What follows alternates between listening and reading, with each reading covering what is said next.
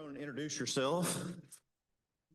There you go. Hey, thank you all for having me. I kind of thought for a minute that John ghosted me for a minute there, but he texted me this morning and was able to get me in. But my name is Brooks Rogers. I'm here on behalf of my brother and myself to represent a program that we've developed.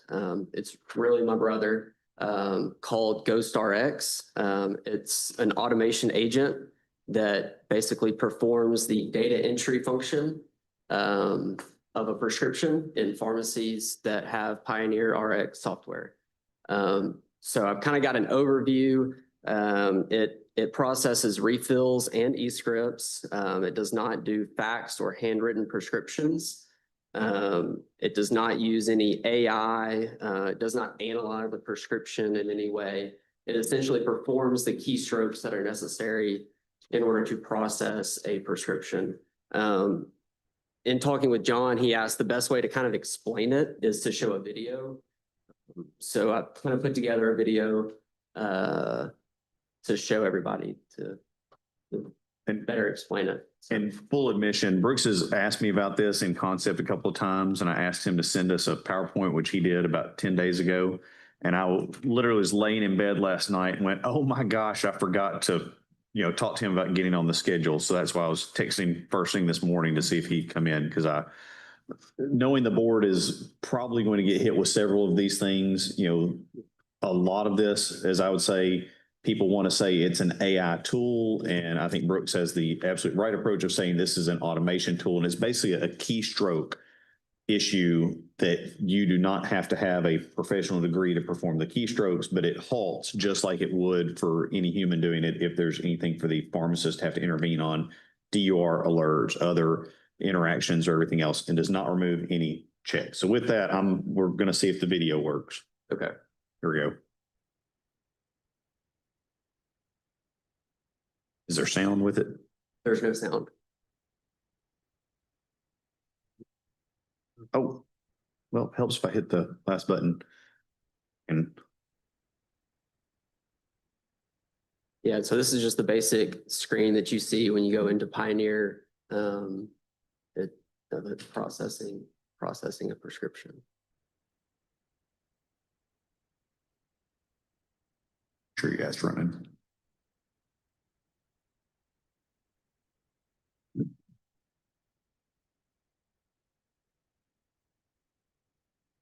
And this is, the automation is doing all of this. The program is running right now. It's just a video recording of the program running. Yes.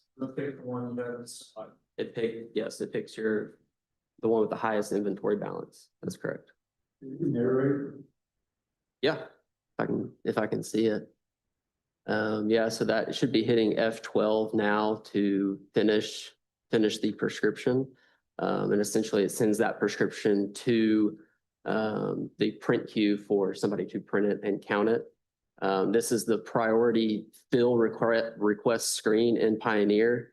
The bot will pick the first one. I believe that's just a refill, just a standard refill. So it'll select that refill and then perform the necessary keystrokes in order to fill that prescription. I'm trying to drag it around. It's moving at a different speed. Yep. So the program is installed on a computer at the pharmacy. So that computer just has to have Pioneer RX on it. And then you basically start Pioneer and then start the automation.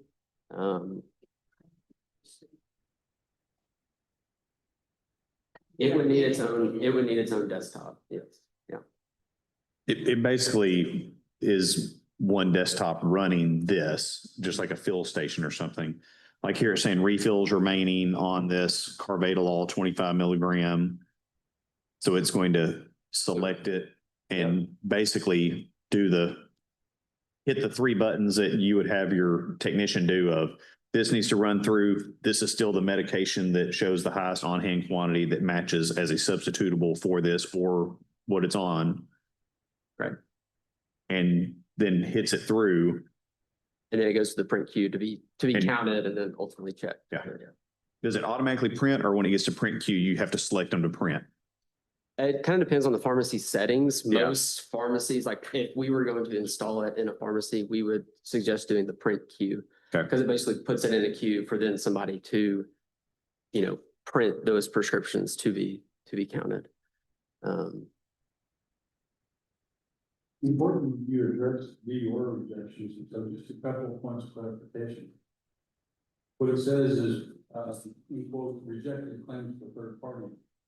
So are these, so, that pretty much almost every one or different levels of severity.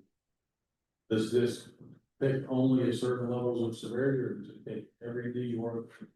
It does not, it just processes the prescription. If that prescription has a DUR reject, it's just gonna go, I'm not sure on the slide layout, but it'll go into this rejected claims for third party.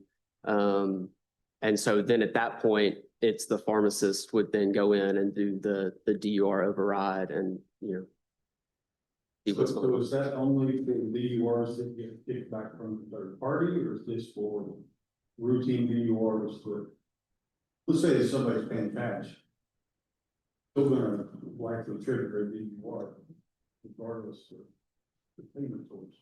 Yeah, So is this just for DURs that get kicked back from the third party?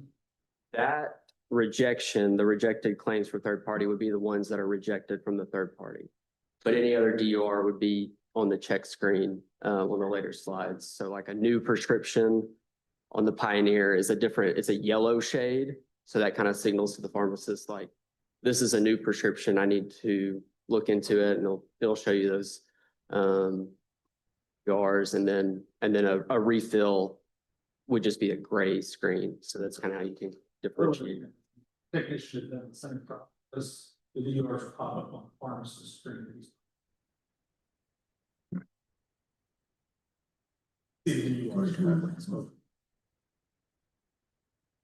How does it handle freeform text? What? I was pointing at Rodney. Oh. Well, if it comes through as an e-script, Yeah, I mean, it is just using the data from the prescription and inputting that into the fields of Pioneer. Okay. so I'm going to ask this because I have used Pioneer, but not very much and not for a while. If it's a free form, generally an e-script, it just populates it directly instead of a SIG code that then programs to say something. So if they just freehand take one tablet by mouth with water, it just automatically puts that in the SIG line as text. Yes, I mean, it tries to keep it, the correct SIG codes just to keep everything clean, because sometimes it comes over kind of choppy, Yes, but it should correlate with what's being sent over. Yeah. If that makes sense. Most, I mean, from my experience, most e-scripts, when it comes in, you hit a button, it populates the script. And right now, you either have a manual or automated process where you go, here's the specific NDC I have of this lisinopril. This is basically checking your computer to see which one in your computer, because you have to do good inventory management of this is the one with the most of this NDC on file that is the equivalent in the system. It selects it, and then it submits it for processing, which any medical DUR, like, hey, we have a conflict because this person's already on another ACE inhibitor or beta blocker that could be a conflict, or any third-party insurance reject would either send it to one of those two colored screens, which requires pharmacist review. So it halts at that point. So it gets it to the point of pharmacist review versus, and I do not mean this as a detrimental or derogatory term towards anybody. Anyone can sit here and hit the function buttons to get it to that point, at which point it goes to pharmacist. This is just automating on e-scripts, basically, that come in, or for a refill that is selected, you can say, hey, that's one, go send it through, and any alerts, send it to another screen where it halts. Well said. And honestly, a lot of the text is pre-populated nowadays on a lot of the prescriptions that come over anyways. I'll let this play some more. You change the criteria for like if it's a refill and someone has like a particular brand that they like or whatever. Yeah, you could. I mean, that'd be like more of a Pioneer setting. So like they would have that, programmed into their profile as a preference. But would Ghost recognize that preference? If it's a refill, it's just going to use the last, That was the my last one question. that was filled. Yeah. Um, You want to see the video again before you've got copies of the slides also, but I can have this just playing in the background. So that's basically your queue of that's where prescriptions come in, on whether they're, hold. Yeah. on hold would be like an e-script. So those are ones that have, been sent electronically. Or if you get an IVR refill request that goes into there, an RX local, which is like the app that Pioneer uses, those requests, all prescription fill requests go into that priority That fill queue. request queue. Yeah. And then Ghost essentially just grabs the top one and processes those. It only does tablets and capsules. It does not do insulins, creams, eye drops, ointments, anything like that.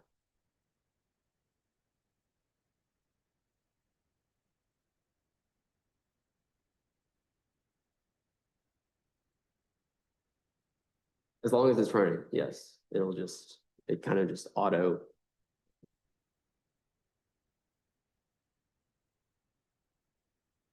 At one point on this is he's not talking about at this point shipping prescriptions to patients. So if you have patients that are being shipped to through delivery, then you have to talk to the patients before you can do any of that. So the pharmacy would be responsible for knowing that, not the software. Yeah, I had it when we spoke, I put it in the slide of, if it's as a new prescription, as it shows up with that yellow screen, it kind of should prompt the pharmacy staff to contact that patient. Because, and being quite frank, we have issues at times where we have some, namely mail order pharmacies that as soon as they get a script, they'll bill it. And then, Dr. Boone gets a call that someone's like, hey, I want to get my prescription filled here. And he tries to process and it's already been blocked by a third party pharmacy.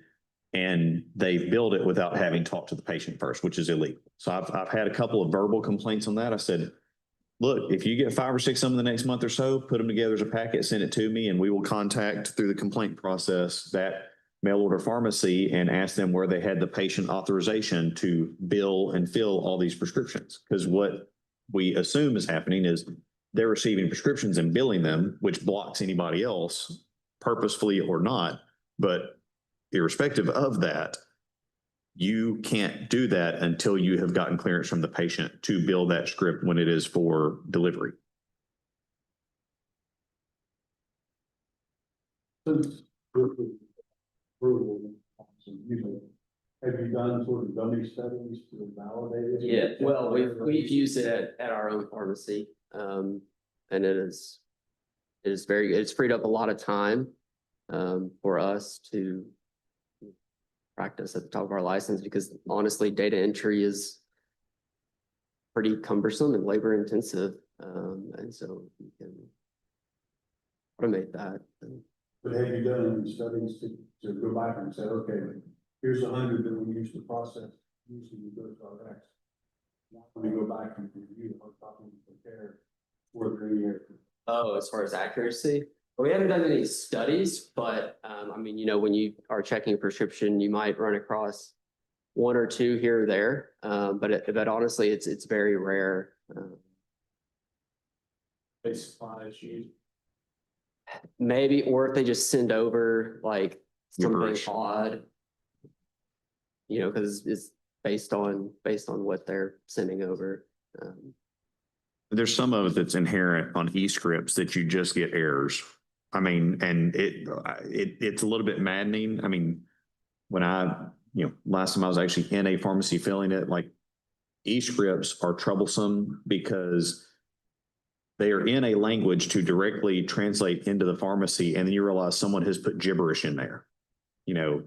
Instead of saying take as directed, they hit a code and it would be, it doesn't print out what all is going to be on that prednisone dose pack. All of a sudden it's some sort of 6 per day, except if you're hopping on 1 foot and you're going, I have no idea how they got that in there, but something happened in the e-script itself.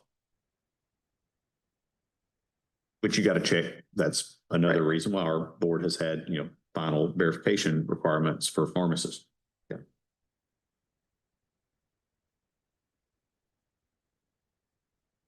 Program install on the desktop, it's not. Right.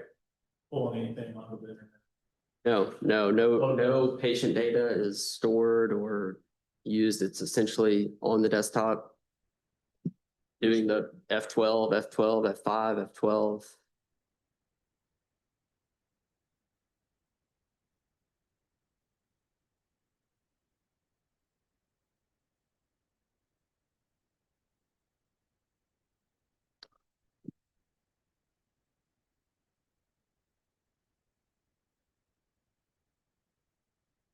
We're having a sidebar over here, but and correct me if I misspeak on this, but the way I understand it is in Pioneer, if there's a reject, like if it's a medical reason, DUR, duplication therapy, it goes, there's a whole screen. You go and here are all your DURs that are yellow. And then there's another one that's for third party. And is it green? Or gray? Like here's all you have another one that's like, here are all your rejects from your insurance claims that you have to then go dig in one at a time. So whether it's I DUR think or what you're rejection. saying is like, there's a RX reject queue that's the third party rejects. Yes. Those are third party yours. When you're going through a, final check is what we would call it, or maybe pre-check if the pharmacy has that turned on, then you would see those medical DURs that are just Pioneer specific Yes. DURs, separate from the third party. But basically they pile up. Yes. So you would look at it and there's a list. I mean, you don't have to go, well, wait a minute, what happened to Kirtley's prescription to go pull up my file? It has a screen where you can see, I have one, you have one, she has one, and it's all together. Yeah, and then like, depending on your settings, but the pharmacist would be the one to. Yeah, it has to release any of that. Yeah. Someone else could take care of the third party. Oh, we've got the wrong dependent number on here or something like that. But and I guess what I'm getting to is this is running. And as it's running, my thought process on eScripts has been, generally you're just pressing one or two or three keys and selecting which specific product is going to be on there because it automatically translates who the patient is. And if it doesn't, then you've got a mistake on matching the patient in your system, which is a manual process at that point. But patient, prescriber, drug, direction, quantity, all of that is in there. This is running in the background. And if you've got it, you could have it to where it automatically prints or it doesn't. But every once in a while, you have something down here saying you've got this many things in this other screen that you have to go through and you have to then take your time and you go through the DURs. Or someone goes through and fixes all the financial issues. Right. I mean, and that rejection queue would show up on all pharmacy terminals. Yes. So if they're in Pioneer. I've seen it on Pioneer, just like you have the little thing down below that I can tell, I've got this many eScripts that are waiting on me Right. and I have to go open up the eScript Right. part of the program You and build go. the prescription, I can go in there and do the. Yeah. The DUR period. Yeah, everybody on a terminal can see those numbers at the bottom. So it functions no different than a manual technician Exactly. entry. Does the system allow for duplicate prescriptions, 3 Adderall that says do not fill until X date or anything? What if you get all 3 in there at one time? How does that handle that? So right now, if it's got like a do not fill before date on there, it'll just put that on hold. It will, but it does pull it and populate it. I mean, it does see it. Yes, ma'am. And auxiliary information as far as like, take 1 a day With food or with food or do not if that's sent over on the eScript, it will type that. it'll populate that. That's one of those fun things where from the patient, and I know you and I have discussed this before, on the patient counseling side, there's a whole lot of times where you go, I need to probably put an extra, like I go grab the auxiliary label to tell a person, you've got to be sure to shake this one. Right. Which you're not talking about liquids, but.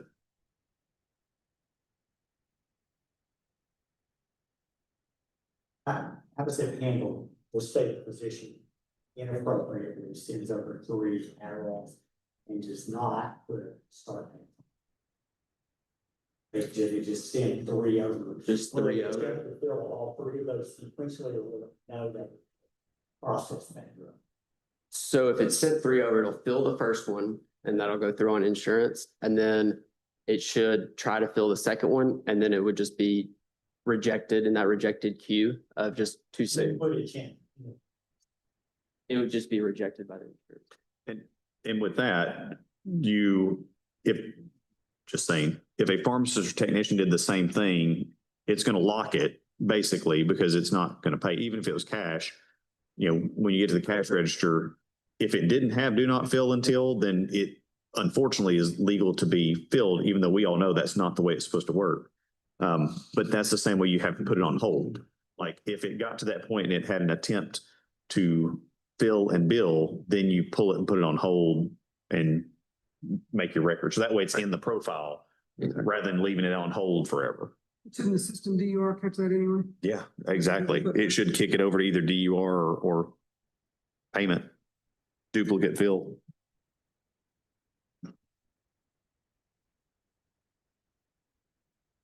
Yeah, I mean, so ultimately, the reason I'm sitting here is, we're seeking approval of this.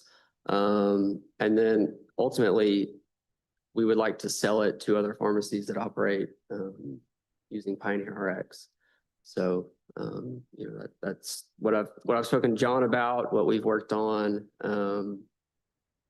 and wanted to seek everyone's opinion and hopefully some sort of approval.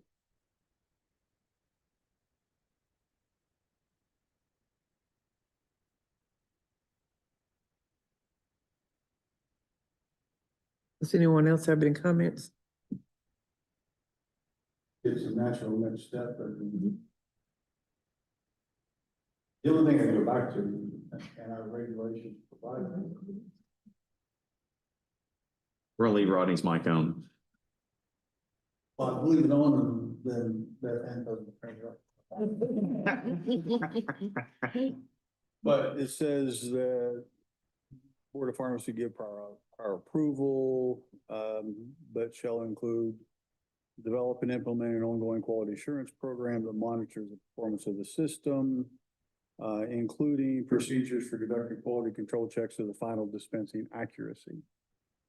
So in that regard, I mean, even if it was just a one-time upfront validation study where they took, I don't know, some sample, 300, 400, 500 prescriptions, and then just manually compared them to the output and just showed that it's valid, I think that would serve its purpose. And I appreciate, Brooks talked about, they've been trying to test it to make sure it had functionality to bring it forth here. I think that would probably be part of, hey, we're going to approve this, but we want to see what happens with your, do a tack sheet or something of how to go with 100 scripts and what did you find from it. But for me, and I mean, I may be more pie in the sky or further ahead on the curve on this as far as comfort, but if it is simply pressing buttons that are not clinical decisions, I generally don't have a problem with that type of automation because there's the only interpretive thing would be, hey, you know what? We figured out that our quantity on hand I'll go back to another, this propranolol, we didn't do our inventory correctly. So it picked the wrong one. So we had to go back and correct which propranolol it was, which that's not an issue with Ghost. That's an issue with how I track my inventory at that point. So on those types of things, it's, if I'd have done a better job on my inventory, I wouldn't have to go back and fix these scripts. So it's, the corrective action is do a better job on something else. But I agree, like it would be helpful just to, have a simple thing to see if it identifies other stuff. Well, one, the regulations say, Yeah. there's a good valid reason why that regulation exists. Two, is a study is not just intended, okay, show me what I expected that you're going to do anyway. Yeah. But you also are looking to see were there any untoward effects that we didn't anticipate that came out of this that creates a problem. Yeah. Now, I think it's a great idea. I just think that, there's a reason why that regulation exists. There was one more question. If a prescription comes in and there's some comments from the prescriber there, does that carry over into the prescription file? Like, that's not in the SIG code? No. And I'll just say, like, whenever you get to the RX check screen, that e-prescription shows up and it's side by side. So the comment, if there's So the comments. comment stays on the e-prescription. When the pharmacist would look at that, that comment will be down, depending on how their layout is, but it'll be you know, up it's down at the bottom and it shows the comment. So it stays with that e-prescription. For On the e- check, On the prescription With with the check. not on the on the, label. not on the label. No, Right. Wouldn't make it SIG code. but the pharmacist, when they verify, can see those comments. Yes, ma'am, yeah. And if it needed to go into the SIG code, you could They can send it back. back. Right there. I guess, well, and that's the thing is, when it's an e-script, they're usually doing it's a virtual, meaning it's not a hard copy script, it's on the screen. And so, yeah, it is on there.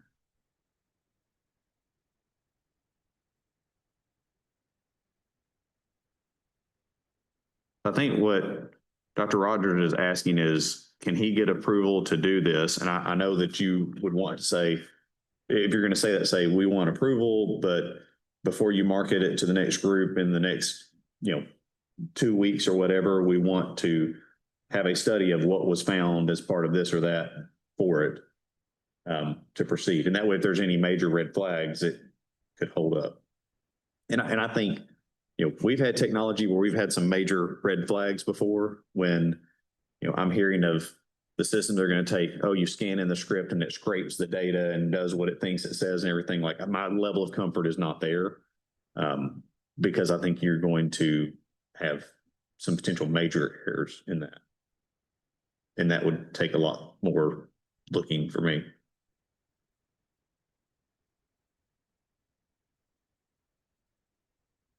Hey, which direction are we gonna go? So how would that be framed? Would we approve it and then receive I'm gonna say study?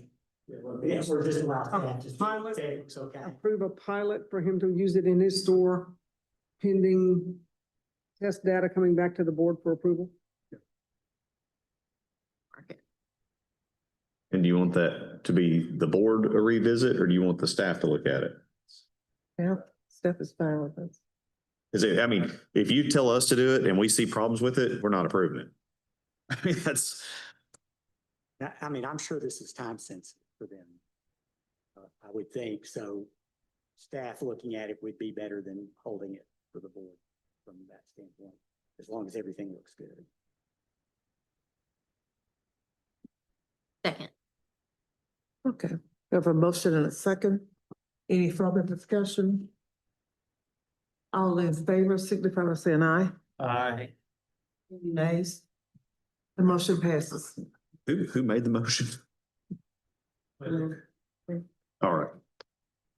Okay, so Dr. McCready and I are planning some field trips coming up. So that there's some stuff that we've talked about in the conceptual that it's real easy for her and I to actually go see firsthand, since we're in the office, ones that get a lot of these questions when the next one is coming. So we'll probably just come by and see you and look at it in person as well. And we'll try to work with you on that. So go ahead and use it in your store and gather. And I mean, it'd be interesting to say like, hey, in these 3 days, it processed X number of prescriptions and Y number were caught up because of third-party claims, and Z number were caught up with DURs, and have a note on it. And, we caught some that should have gone on hold. They were stopped by this, we put them on hold. Like, I think that's, we don't know what the quantification of any of that is. We know that some of it's going to happen, but then if there's some other issue. I would report it. encourage you to pay particular attention to DUR. Yeah. Because if you have a DUR that goes in, but that it doesn't get caught up in a third party. And the difference between just because it went through before on a refill, that on subsequent, there could be new prescriptions that were added to the profile that now creates a different DUR. So I would just encourage a close look at DUR data. I think it would be interesting to note anything that you think of a human technician or pharmacist would have done differently than, like if it did something different that a human, I think that would be helpful.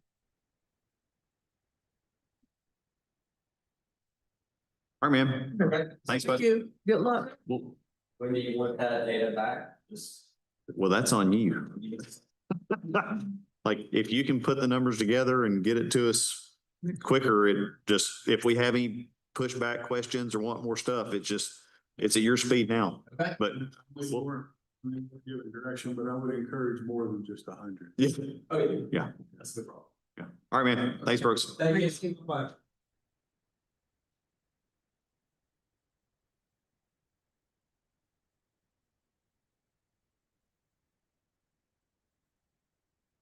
Let me help this picks up. Salt the stuff.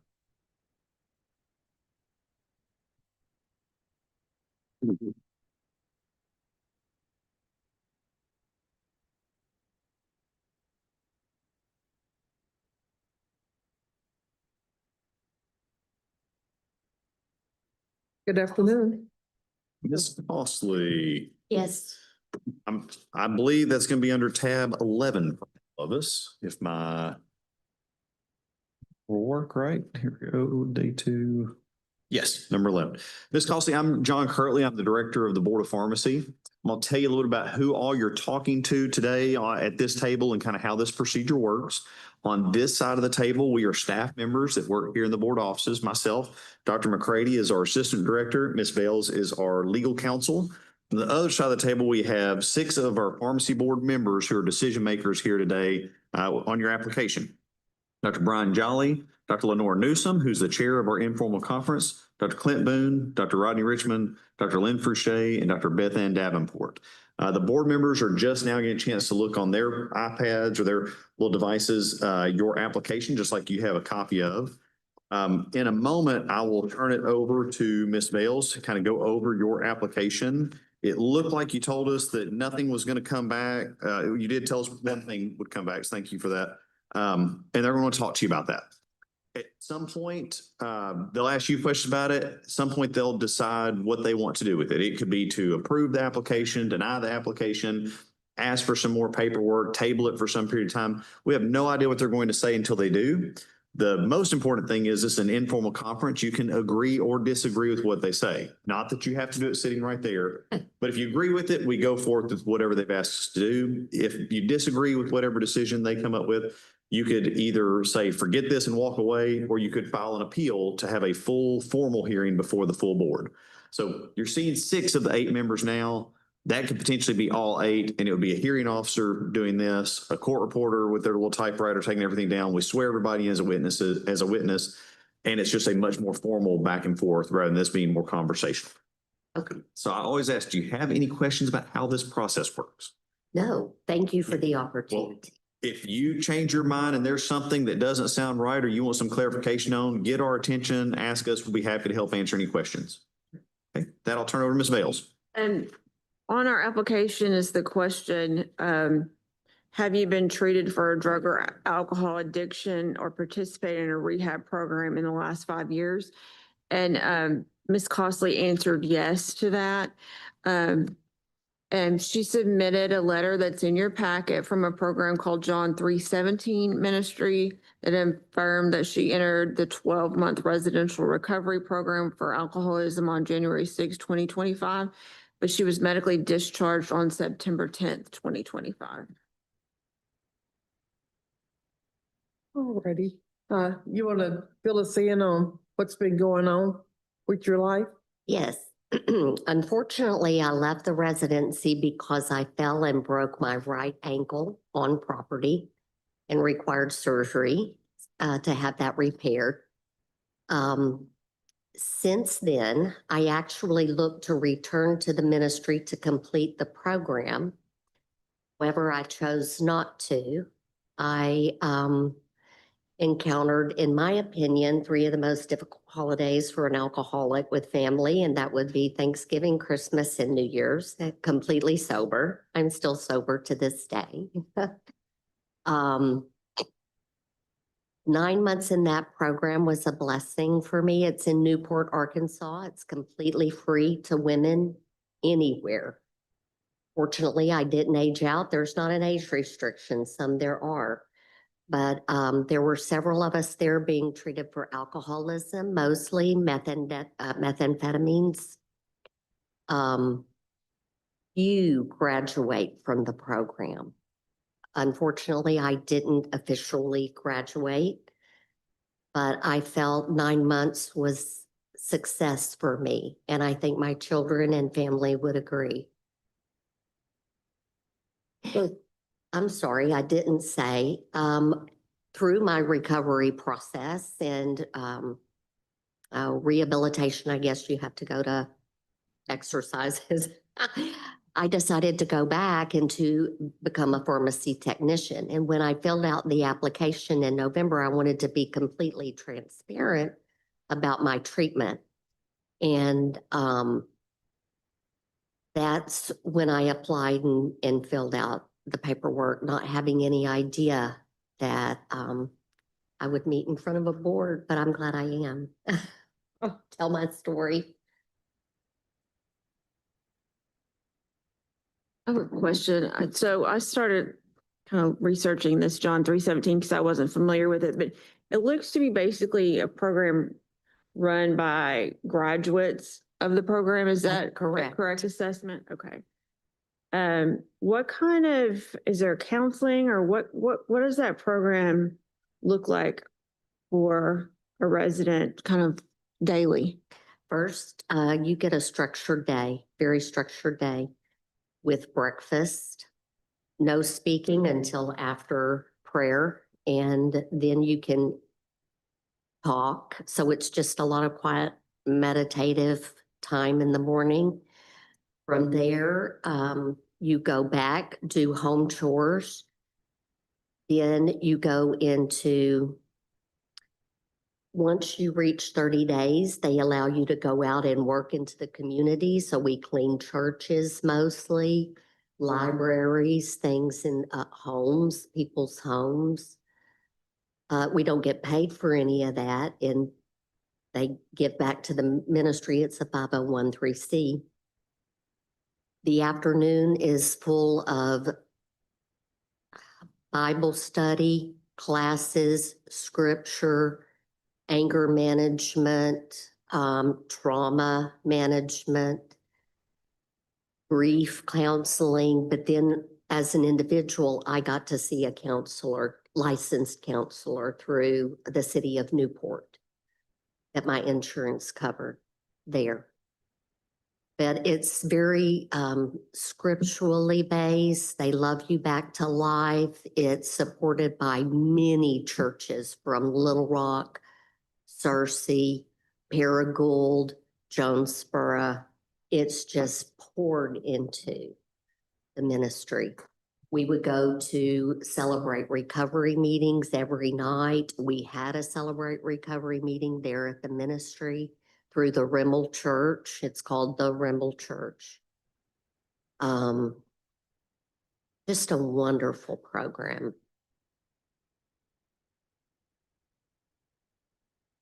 So this is a reinstatement? Yes, ma'am. I was, Where have you been a technician in the past? I trained at Walmart in Okay. Centerton, Arkansas. And when I applied, I began looking for a position, and Collier Drug hired me, knowing my situation and circumstance. I've been a cashier for them at the Dixon store. It's 117 years old. Love Carl Collier. But it would be my desire to be able to assist them with a technician's license. And if not, it's not the end of the world. But that would be my desire today. So you said that you self-admitted, I think, was it? Did January the 6th of 20. Okay. So right at a year ago, a little over a year ago. Yes, ma'am. And do you feel like you worked through whatever prompted you to self-admit? As of today, absolutely. I have no desire to drink alcohol whatsoever. It taught me healthy boundaries, spiritual boundaries, anger management that I didn't realize I had. And I'll be perfectly honest with you, when I found myself falling into alcoholism, and I knew it was a family problem. My mother had three brothers who died from alcoholism. My father's brother is an alcoholic, so it was, when I saw myself going down that path, I personally walked away from my faith. And I had been a faithful Christian for over 30 years. And honestly, that ministry loved me back to life, and I fell in love with my Savior again. And a beautiful thing for my family. Beautiful. I would highly recommend that program for any woman who is struggling, or a program like that. I wish there were more of them. As a matter of fact, I'm leaving here to go hug their necks. I miss them so, and love them, and they're rooting for me, so. Ms. Costley, could you explain to us a little bit about the prior to January 6th of 2025, what that looked like, period of time it was involved in it? Retired from Walmart after 20 beautiful years, had an incredible, successful career. I don't know if I'm still Googleable, but it was great. After a 25-year marriage dissolved, I have 4 children that are grown adults, and I had no purpose. Really didn't have to work financially. So I started drinking. I was lonely.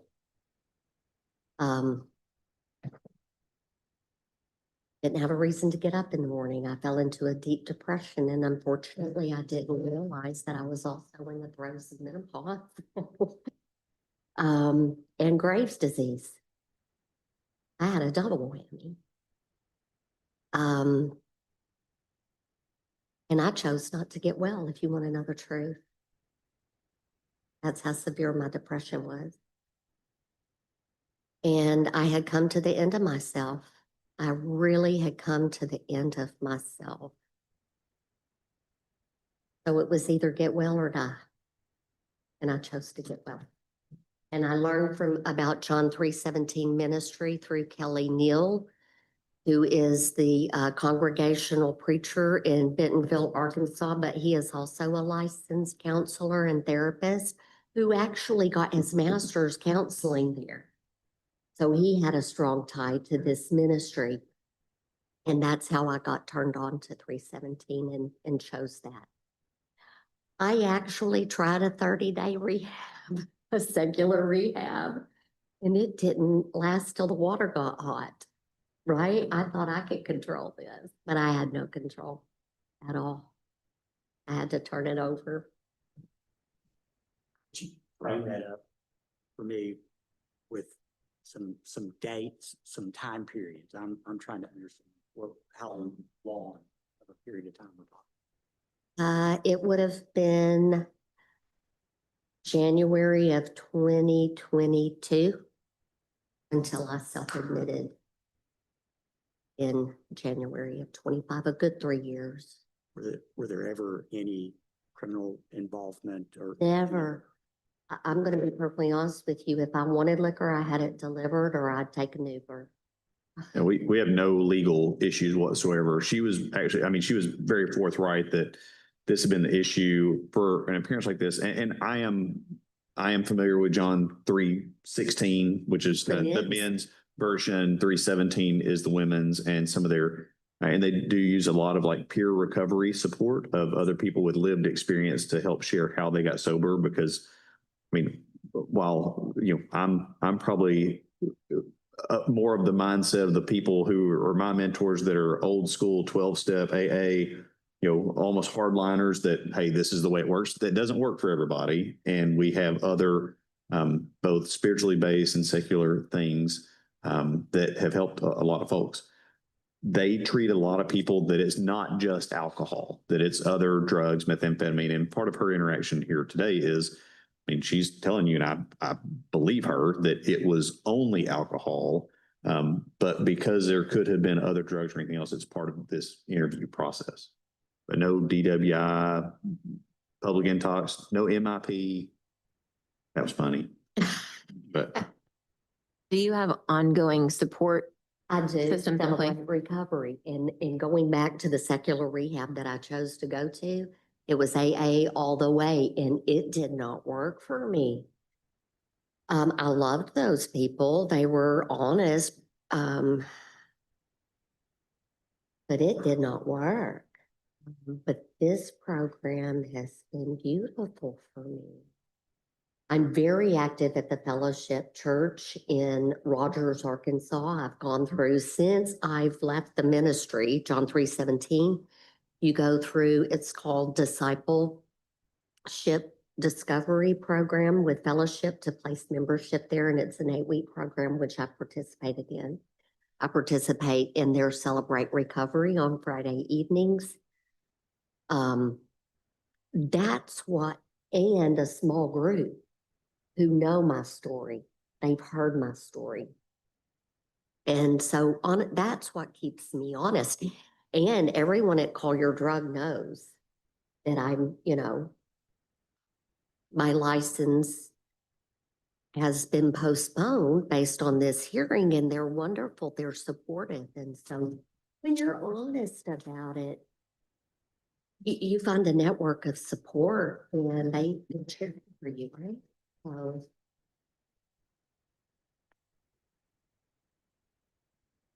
The other, more questions or comment on this candidate?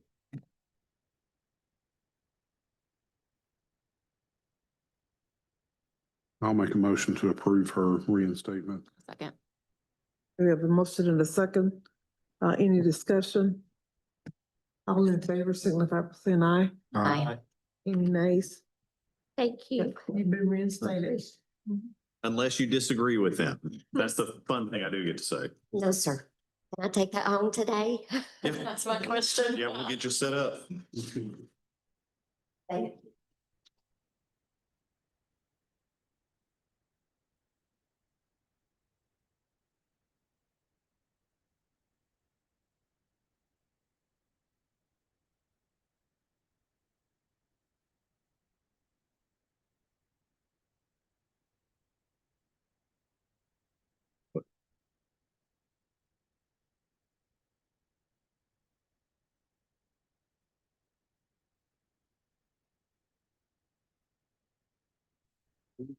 Keen, Keen.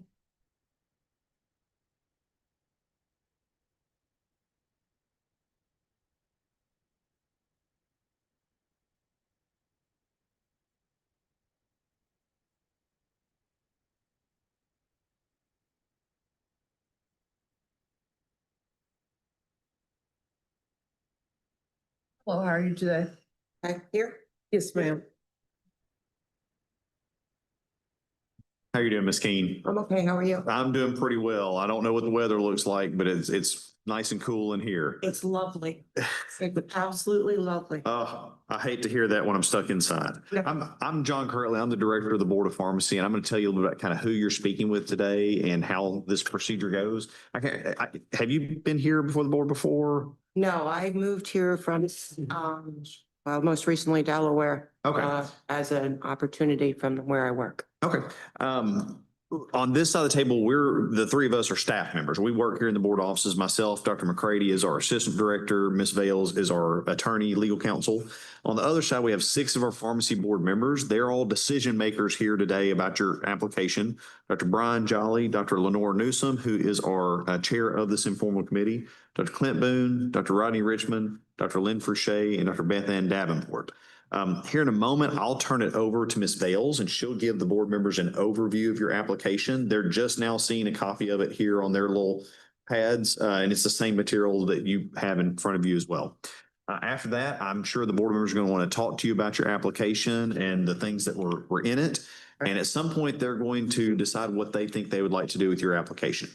It's an informal conference, so I mean, they could say they want to approve it, deny it, table it for some period of time to come back and revisit later, ask you for some other paperwork. We don't know what they're going to come up with until they kind of get to that point. Most importantly, it's whatever whatever they come up with, you can either agree or disagree with. If you agree with it, we go forth with whatever they've asked us to do today. If you disagree, you kind of have the chance to either say, well, forget this and walk away, or ask for a formal hearing before the full board at a later date. Full board, and I realize this seems pretty formal. It seems very. I was like, I'm sorry. And it's funny because I tell people that's like, we're trying to have a less formal conversation back and forth. A full hearing is much more like going to court. There's a court reporter and a hearing officer, and you swear everybody in. And it's just a more formal procedure that doesn't have as much just back and forth conversation. Okay. So I always ask, do you have any questions about how the process works? Not so far. Okay. That's a great way to put it, because if you change your mind and you have a question, I want you to wave your hands, get our attention, ask us any questions you've got. We'll do our best to help answer it, because I realize you haven't sat there and we've been doing this a lot. I get it. Okay. Ms. Vales? We have brought Miss Keenan for consideration. She did not disclose that she had ever been arrested or cited for anything on her application. Few things came back. On October 13th, 1994, she was arrested and charged with aggravated harassment, riot/loitering by University of Delaware police. That charge was null prost on January 17th, 1994.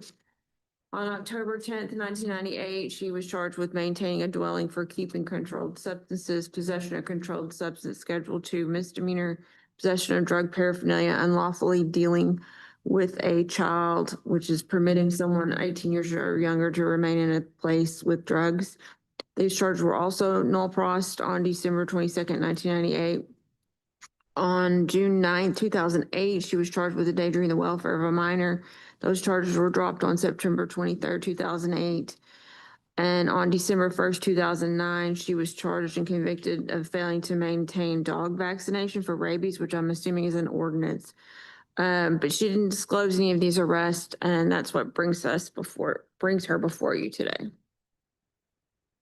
How you doing, Ms. King? I'm okay. Okay, you want to tell us what, I had no idea you guys went back that far, so that's why I didn't disclose anything. As far as the dog, it wasn't even my dog. It was my brother's dog. He went to Europe for 2 weeks. Said, can you watch my dog? Sure. The dog did not like smaller dogs. Smaller dog, I had small children. A smaller dog ended up on my porch. The dog got out, scared the living crap out of the dog. The dog is fine. And I think I paid a fine for the rabies. And I ended up, once I vaccinated the dog, I kept him. So that's what that happened. I had no idea of it. I didn't even know I paid the fine, to tell you the honest truth. Everything else was, I was originally born in New Jersey. I grew up in a very affluent area of New Jersey. I went to Delaware for the University of Delaware. That's another long story. I was naive. I was young. I was naive. Like I said, I grew up very sheltered, and I had never seen a hood, let alone knew what a hood looked like. I mean, since then I've grown, I'm older, I'm wiser. I've been with Walgreens for 14 years. I'm a very good store manager, to the point where they recruited me out here. And my job depends on this, guys. I've been a pharmacy tech in Maryland, in Delaware. I was PCTB certified. This was a lifetime ago. okay, thank you. So you're at Walgreens in El Dorado? I am. I was About your brought, job there? I have brought here to save the store. And since I've been there, the store has made a turnaround to where it's going up. And they weren't compliant. They weren't, I made sure they did. At first they thought I was crazy, because they're like, are you making this up? I'm like, no, we have to do this.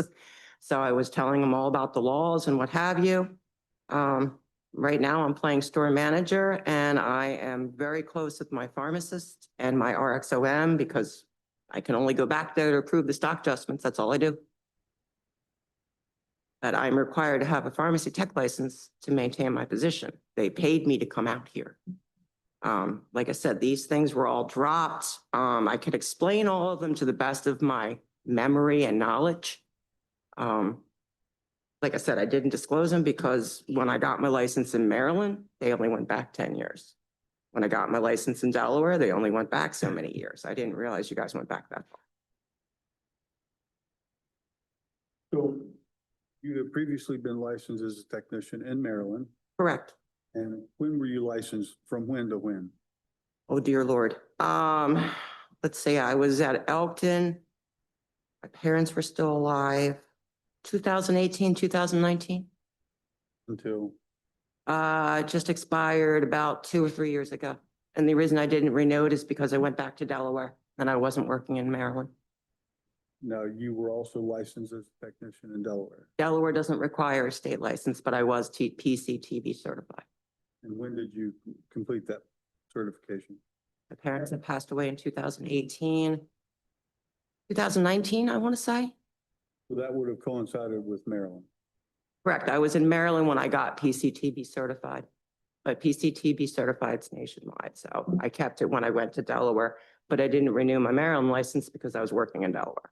So why did you get licensed as a technician in Maryland to start with? Because it's required for the state of Maryland to work in a pharmacy, you need a license, where Delaware doesn't require it. I realize that all of these charges go back at least 27 years and more, Correct.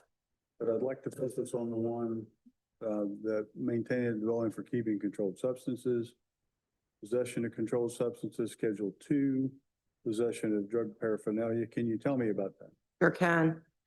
So I had a small child and we had just had our second child. We moved to a place called Delaware City, Delaware.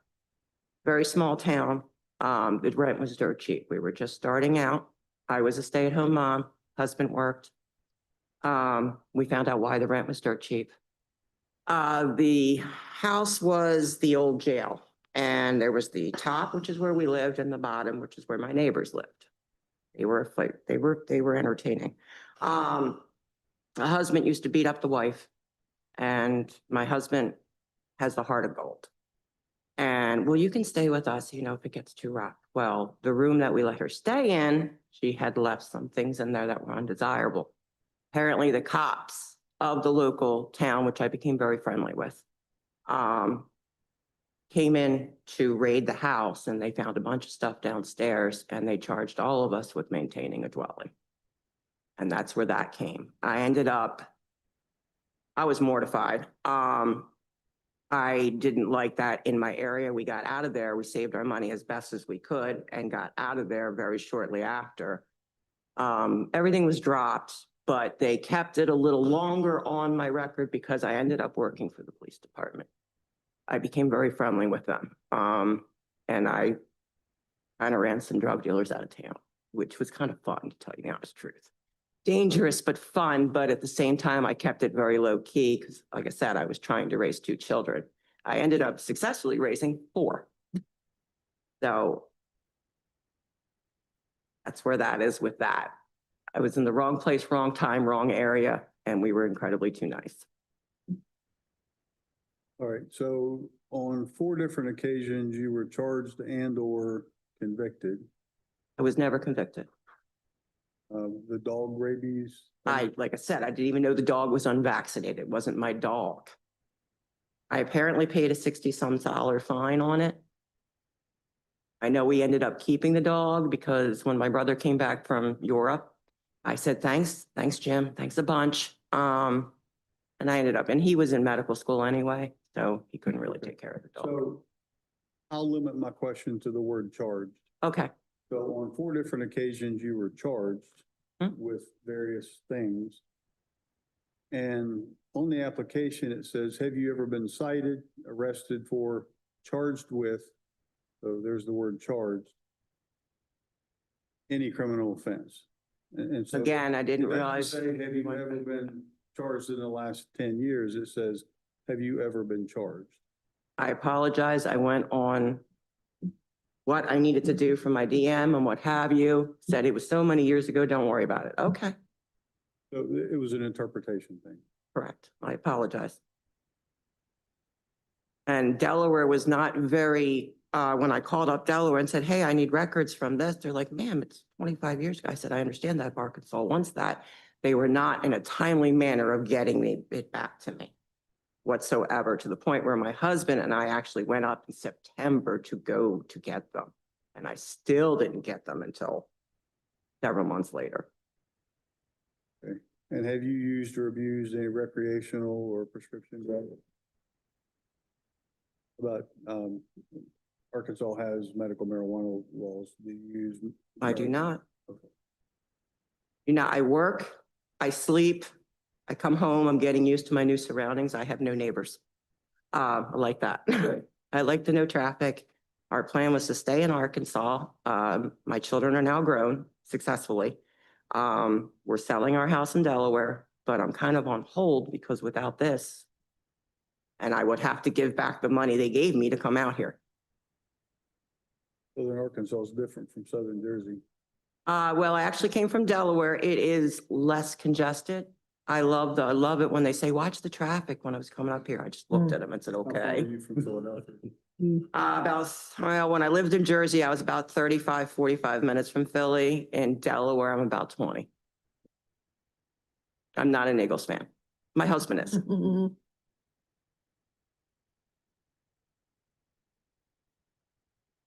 Any other questions or comments?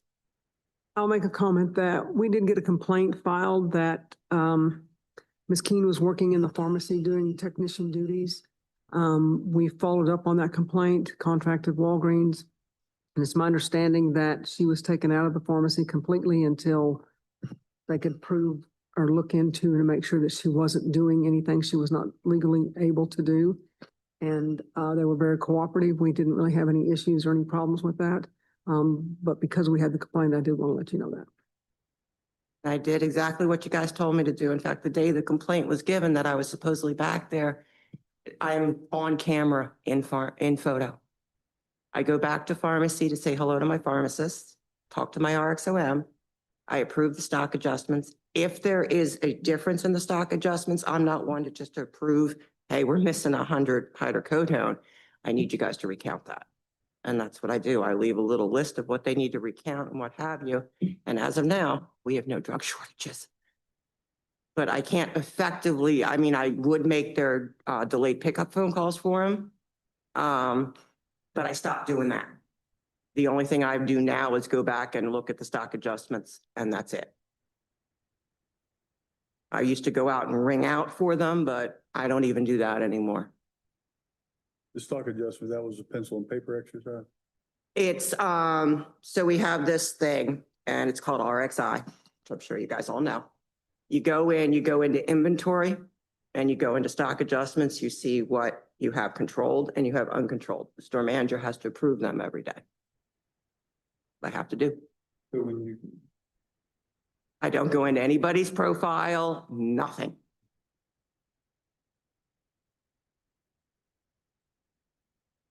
Make a motion to approve the application. Okay, we have a motion and a second. Any further discussion? All in favor of the motion signify by saying aye. Aye. Any nays? What? That's, Thank you so much, guys. I thought I had to move back to Delaware. I was like, I don't want to go back to Delaware.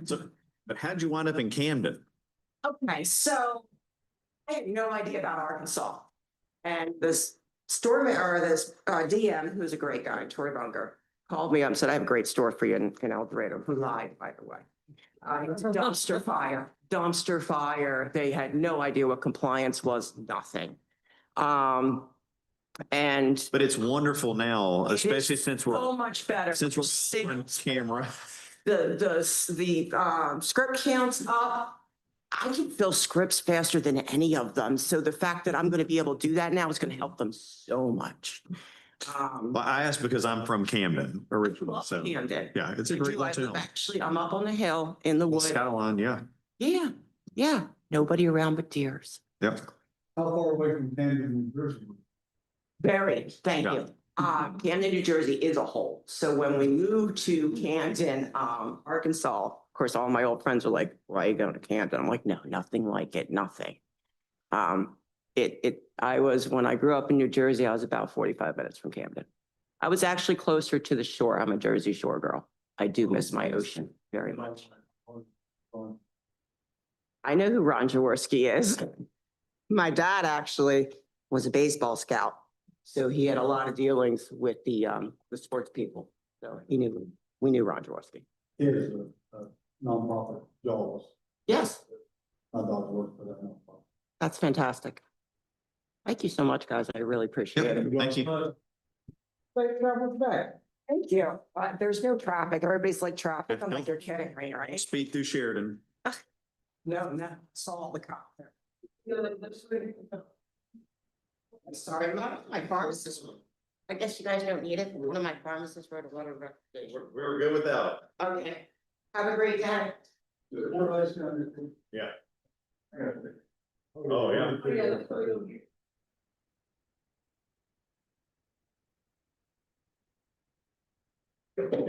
Yeah. Yep. Yeah. Oh, two. Somebody keep records. Or have to figure it out. Yeah.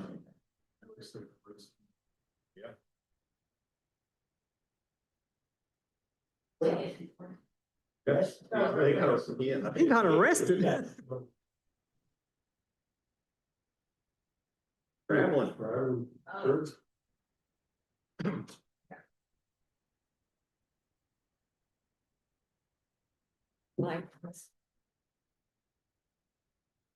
How you doing, Ms. Likens? Good, how are you? I'm doing well. I'm John Kirtley. I'm the director of the board, and I'm going to tell you a little bit about kind of who you're speaking with today and how this process works. On this side of the table, we are all, we're staff members here in the board offices that work here full-time. Myself, Dr. Brenda McCready is our assistant director. Miss Ashley Bell is our legal counsel. On the other side of the table, I've got 6 of our pharmacy board members, starting here at next to me, your right, my left, Dr. Brian Jolly, Dr. Lenore Newsom, who's the chair of our informal committee, Dr. Clint Boone, Dr. Rodney Richmond, Dr. Lynn Pruchet, and Dr. Beth Ann Davenport. We're here today on your application to be a technician in the state of Arkansas, and you let us know there's going to be something to pop up. So thank you for being forthright and honest, letting us know that. In a moment, I'll turn over to Ms. Vale. She'll give the board members an overview of your application. The board members are just now able to see it on their little iPads, just like the material that you have there in writing.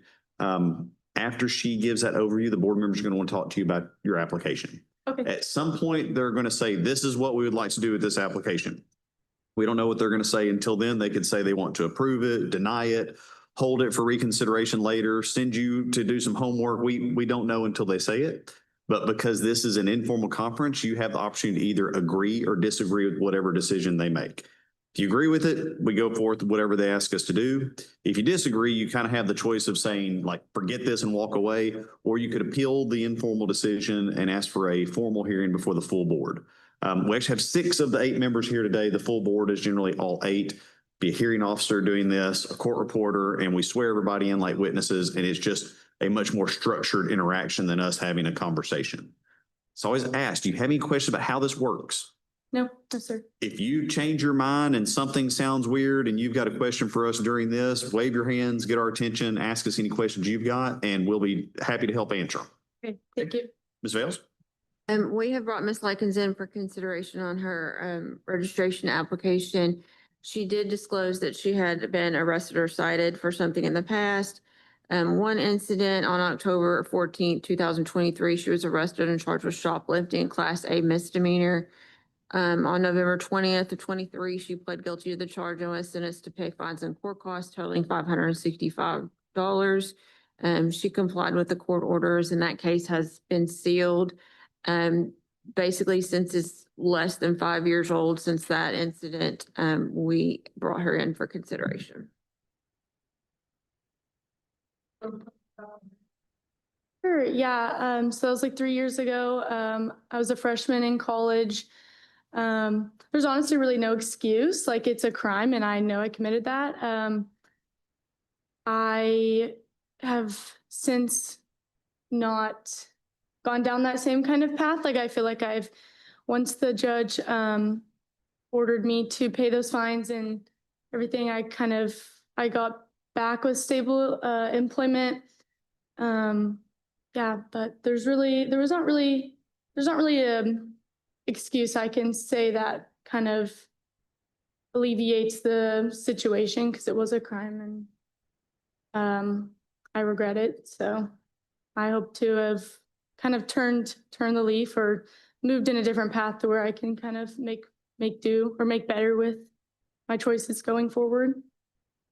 Okay, why do you want to be a pharmacy technician? My father is a pharmacist. I kind of grew up helping him, like, because he does hospice stuff too. So I kind of grew up like going along rides with him and those kinds of things. It just kind of piqued my interest. And I just kind of followed in that way to continue a legacy of his pharmacies that he's built. And one of my biggest things, I really like working with people and like helping people. And I think pharmacy is like a great way to really be in that. Has you thought about being a pharmacist yourself? Yes, Are you in school? yes. I'm a junior right now. I'm pre-pharmacy, but I'm psychology and marketing. Okay, so you are pre-pharmacy, you're looking to apply at some point, possibly? Yes. Okay. And there's a letter of support. If you scroll all the way down to the end of the packet, you'll see it. I believe you got that letter. Yes. Yes. Sure, that's my boss. Who's that? Call Corbell. It's my boss, the pharmacist at the clinic. Okay. Or at the pharmacy.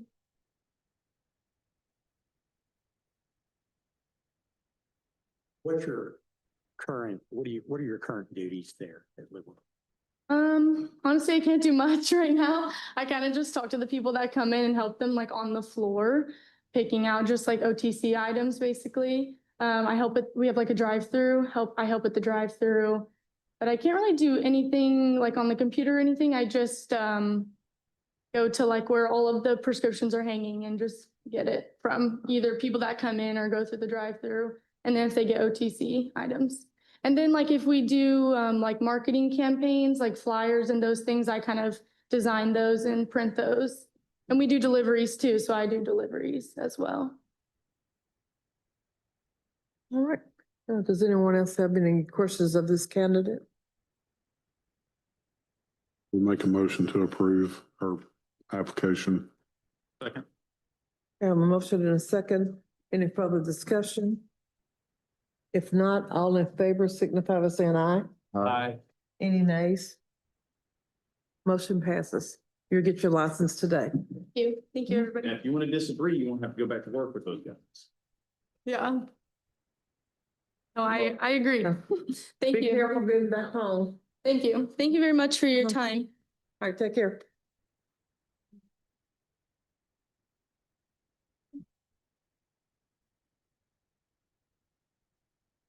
No.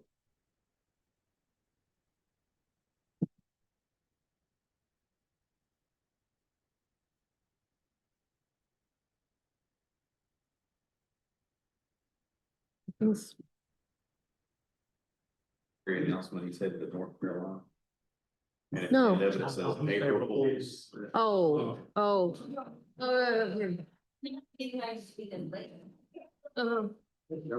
I showed it to Brenda and she's over here just fuming. I was like, did you read the end?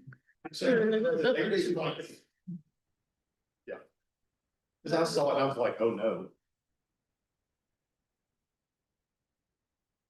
Hello, how are you today? Good. How are you guys? Good. Yes. How are you doing today, Mr. Hawkins? Doing good. How's everyone doing? Doing well. I'm John Curtley. I'm the director of the Board of Pharmacy, and I'm going to tell you kind of who you're speaking with today and how this procedure works.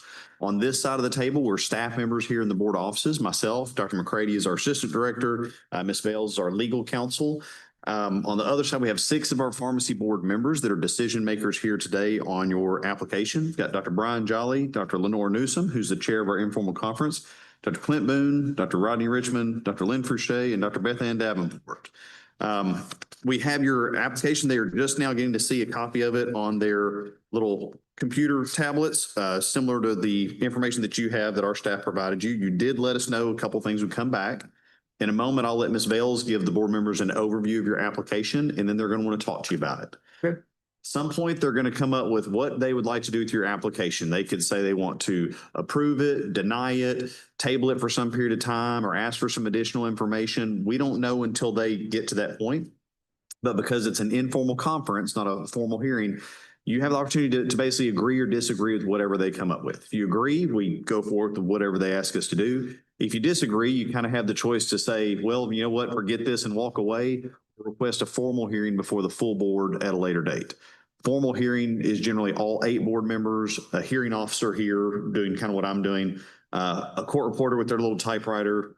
Everybody gets sworn in as witnesses, and it's just a more formal procedure than the discussion we're trying to have today. So I always ask, do you have any questions about how this works? No, I do not. Okay. If you change your mind on that, if we're saying something that doesn't make any sense to you or you want some clarification, by all means, get our attention, ask us any questions you have, and we'll do our best to help answer them. Okay. Okay. Ms. Bales? And we've asked Mr. Hawkins to appear today. He did disclose that he had arrests or citations on his background. A couple of things came up. From September 19th, 2013, he was arrested for property damage in the first degree, a felony. It was later amended to a misdemeanor. And October 25th, 2013, he was sentenced to unsupervised probation on that charge. Then on December 28, 2014, he was charged with possession of controlled substance, Class A misdemeanor, tampering with physical evidence. He was found guilty of the possession charge only and was sentenced to pay fines and court costs with 3 days jail suspended. On April 14, 2017, he was charged with possession of controlled substance, possession of drug paraphernalia, both misdemeanors, and contempt of court for failure to comply. On May 24, 2017, he was found guilty and sentenced to probation and to pay $985 in fines and court costs. Then on March 30th, 2018, he was charged with possession of controlled substance, Class A misdemeanor, and contempt of court. He was sentenced on those charges to pay $765 in fines and court costs and 2 days jail suspended. All right, sir. You want to tell us about these little incidences in your background? Yeah, so I'll start with the charge in 2013. At the time, I was going into my senior year in high school at Gravette High School in Northwest Arkansas. And I had a friend whose family owned a canoe camp in Pineville, Missouri. And one night we got a little rowdy, and I thought it was a good idea to vandalize a vehicle. And looking back, that was not a good decision at all. I was charged as an adult because it did happen in Missouri, and I believe once you're 17, you're considered an adult in Missouri. But I was arrested in Arkansas, and they ended up taking me to the juvenile detention center, Bentonville, Arkansas. My mom got me out, luckily, and we went to court. I believe it was the following Monday, because I got arrested on a Thursday, and I was out Friday afternoon, I believe. And then we went to McDonald County and got my restitution paid and got it all settled from there. Would you like me to move on to the next one? Yes.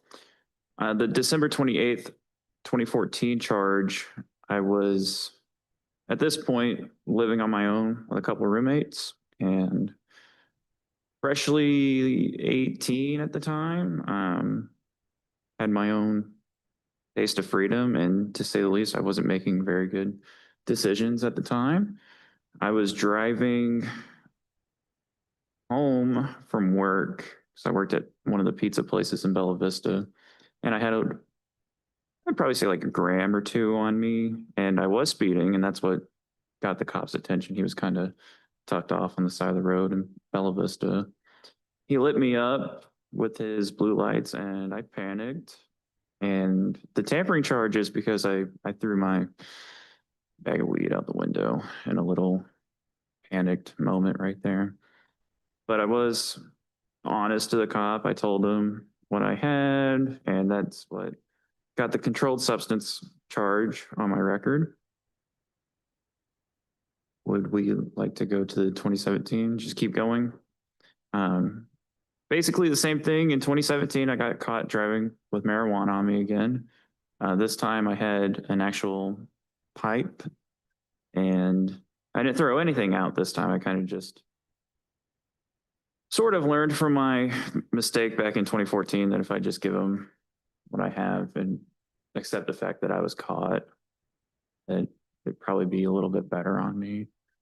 And then my last arrest was in 2018, basically the same thing. I had a very, I don't want to say a brief period, but it was a couple of years where I just couldn't stop getting caught smoking weed. Okay, so what are you currently doing for employment? So I work at Walmart Central Fill 5169. It's a Central Fill pharmacy in Northwest Arkansas. Are you guys familiar with? I would assume so. We're all pharmacy. It's the old C2 warehouse vault is now part of their central field operation. And I've been there for, it'll be 7 months in April. And right now I'm working as a shipping receiving clerk.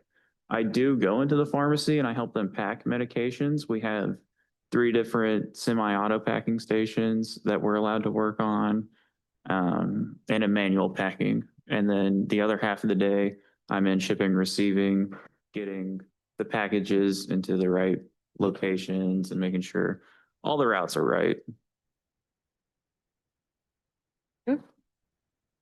So what do you want to do different in Central Field?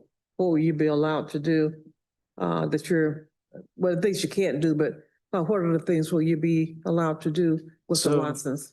If I got my pharmacy tech license, as soon as a tech position opened up, I would move into that position and I would go through Pharmacy Tech University through Walmart, and I would be allowed to get some training done. It would basically be hand counting medications that we have and getting those packed, units of use, getting those ready for order, and then having them verified by the pharmacist. And there's a couple different stations. It's actually really cool on the inside. There's a lot of automation that help us crank out so many orders to patients across, I think it's 5 to 6 different states right now. So if you're not hand counting or filling UU orders, you'd be refilling the calibration station for all the automated systems that are filling up, very, I don't want to say simple medications, but they're medications that are used a lot, like metformin, lisinopril, stuff like that. Prior to this job, you held a job for a long period of time. Is that correct? Yes, I worked at Gusano's Chicago style pizza for about 7 years. Worked my way up from just being a cook to assistant manager. And then eventually I got to manage my own little tiny store in Springdale, Arkansas. And I did that I started managing there as an assistant in, I think it was June 2023. And then the GM that was there, he actually just left one day and I kind of got promoted into running it. And that was in October of 2023. And I stayed there all the way until, I think I started looking for a new job in June of last year, 2025. And that's whenever I got employed by Walmart. Okay, do you smoke marijuana? I do not. I'm actually almost 2 years sober now. I quit. Okay. It would be 2 years, June 27th of this year. So And not drinking or anything like that. I didn't know, you know that you can't do that and be in a pharmacy. Yeah. Nor any other illicit drugs. Yes, I do Okay. know that. Okay.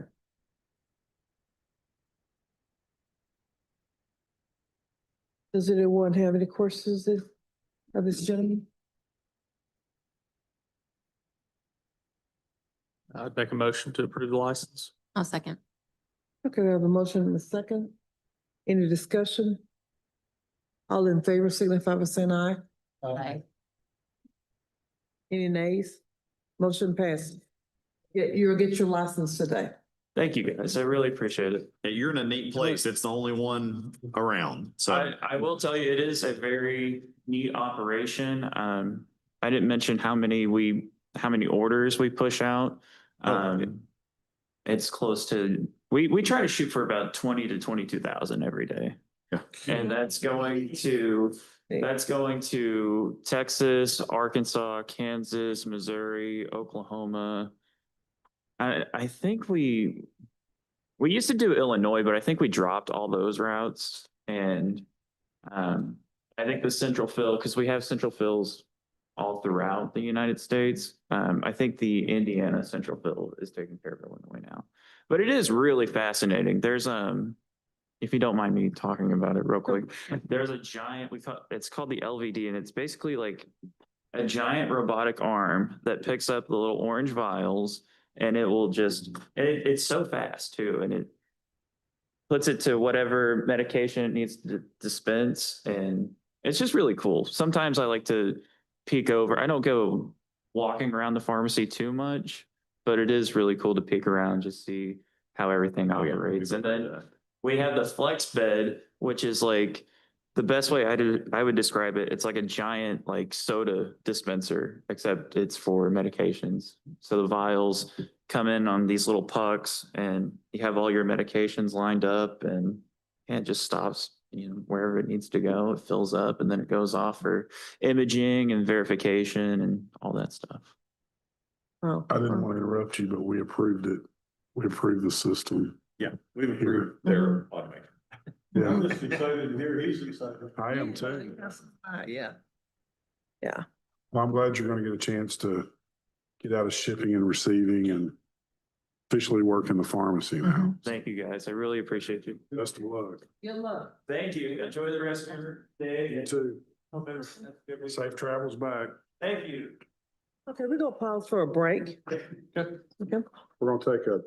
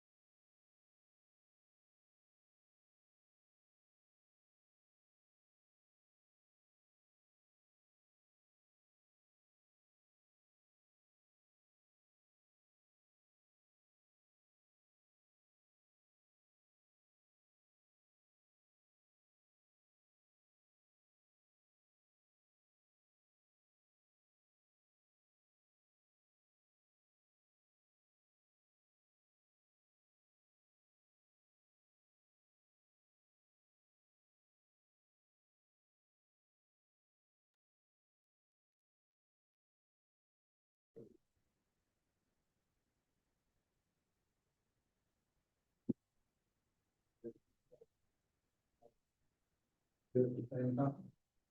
You just asked me what. How you doing, Mr. Rowland? Well, how are you? Doing well. I'm John Kirtley. I'm the Director of the Board of Pharmacy. I'm going to tell you a little bit about who you're talking to this afternoon and kind of how this procedure works. On this side of the table, we are staff members that work here in the board offices. Myself, Dr. Brenda McCrady is our Assistant Director. Ms. Ashley Vales is our Legal Counsel. She's our attorney here on staff.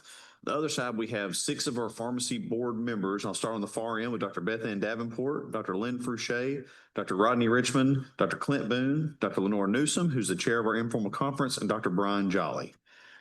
We're here today. You've got an application to be a pharmacy technician in the state of Arkansas, and I'm flipping through it real quick. I don't see what I was looking for. Anyway, with it in a second, I will turn it over to Ms. Vales, and she will give the board members just an overview of your application. They have a copy of it on their little electronic pads here that they'll be able to see. It's the same information that you have in front of you. After she gives an overview, they're going to want to talk to you about your application and anything that was found on the application. And at some point, they're going to tell us what they would like to do with your application. We don't know what they're going to say until they come up with that. It could be to approve it, could be to deny it, could be to ask you for some more paperwork, could be to say, we're not going to make a decision at this time. We just have to see what it is. You could agree or disagree with what they say. If you disagree with it, then you kind of have the choice to say, forget this and walk away from it. Or you could say, well, I'd like to have a formal hearing before the full board at a later time. That's all 8 board members, not just these 6. Hearing officer sitting here, kind of running the meeting, court reporter with their little typewriter, swear everybody in as witnesses. And it's just more of a formalized procedure of going back and forth instead of today, you're going to be able to have a conversation back and forth with the board. So I asked, do you have any questions about how this works? Okay, if you change your mind, if there's something that doesn't make sense and you want to ask us a question, realizing we do this all the time and you've never been here, by all means, get our attention, ask any questions that you've got. We'll do our best to help answer them. Yes. Ms. Vales? And we've asked Ms. Rowland to come in for a hearing today for consideration on her registration application. She did not disclose any arrests on her application, but there's one that came back from December 12, 2008. She was charged with felony embezzlement. On March 6, 2009, she was sentenced to 1-year deferred sentence and ordered to pay $1,000 a month, totaling $1,320.10. According to her statement, she took money from the grocery store where she worked. She removed money from the register and failed to return it. Oh. Can you tell us what happened? I was working at the grocery store at the time, and I was struggling to pay like my car payment and things, and I made a terrible decision in removing money from the register and using it toward that, and I as a young adult, absolutely did not think of the consequences of those actions. Okay, how did you get caught? I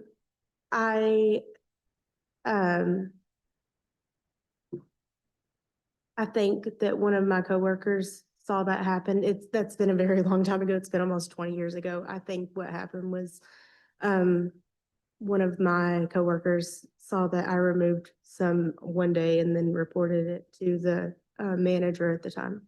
Okay. So what have you been doing with your life since then? Well, since then, I worked in an intermediate care facility for a few years.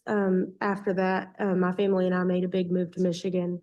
And I became a store manager with Harbor Freight Tools for a few years. And then when I made the decision to leave Harbor Freight Tools, I started working with Walgreens and saw that opportunity for a more broad career for myself and to make a little better decision for my family, to have some more knowledge under myself. And so really focusing on my family and career mostly. How long are you with Walgreens now? I am. Okay, how long have you been there? I've been with Walgreens since March of 2024. Oh, okay. So you just wanna, move into a different position? I'm an emerging store manager currently. Okay. Mhm. And I had already planned to possibly try to get my tech license, obviously, working with Walgreens. That's something that is very beneficial to the store. And then with the emerging store manager position, I do need to attain that license in order to move on to a store manager position at some point. You work in intermediate care? It actually wasn't a nursing home. It was a 10-bed intermediate care facility for individuals with intellectual disabilities with a company called Boast in Fort Smith, Arkansas. No, I didn't have any licensing then. They didn't require any licensing. It was just a direct care aid type of position. Boast Incorporated in Fort Smith, Arkansas.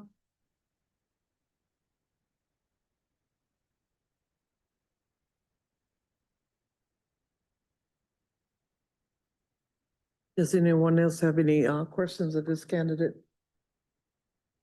So how long did you serve in jail? Just while you were arrested, basically? Yeah, I was immediately released on a signature bond with that. And you lost your voting rights, part of that. Did they do anything to return your voting rights or gun privileges? No, I didn't realize that. Well, I was explained to a couple of years ago that because of the type of charge that it was, is that I was actually eligible for an expungement on that charge. Okay. And I didn't realize that that was even an option until just a couple of years ago when I've been in Texas for the last several years. So it wasn't something that I took the time to move toward yet. And your current employer knows Yes. about that?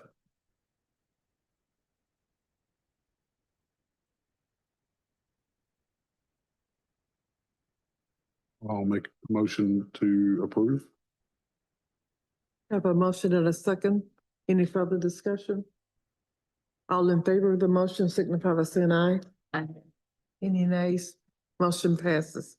You'll get your license today. Be sure on your renewals to mark that you have been arrested in the past, even though it's a long time ago, it still shows up, so. Yes, sir. I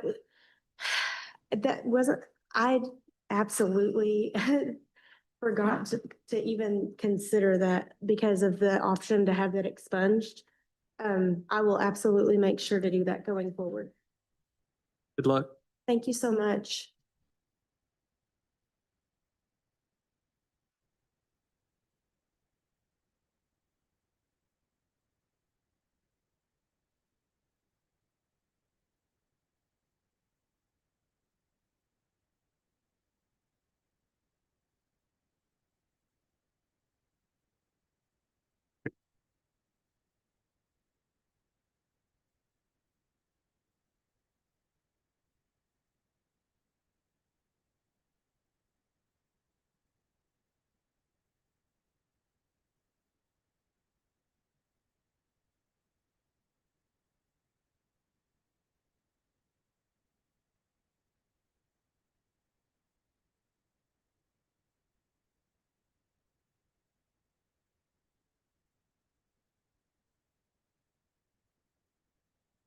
Hello, come on in and have a seat.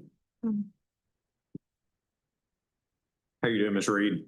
Good, how are you? Doing pretty well. I'm John Kirtley. I'm the director of the board. I'm going to tell you a little bit about kind of who you're speaking with this afternoon and how our process works.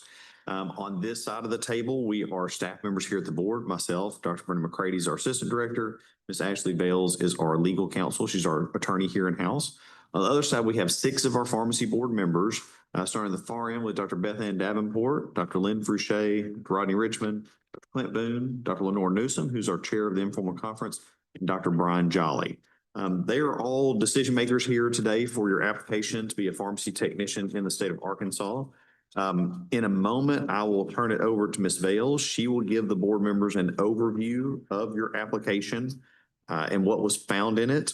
You did help answer yes on one of the questions. Let us know some would pop back. So thank you for letting us know that. They're just now seeing a copy of it on their little iPad things, and it's the same information that you have a packet of.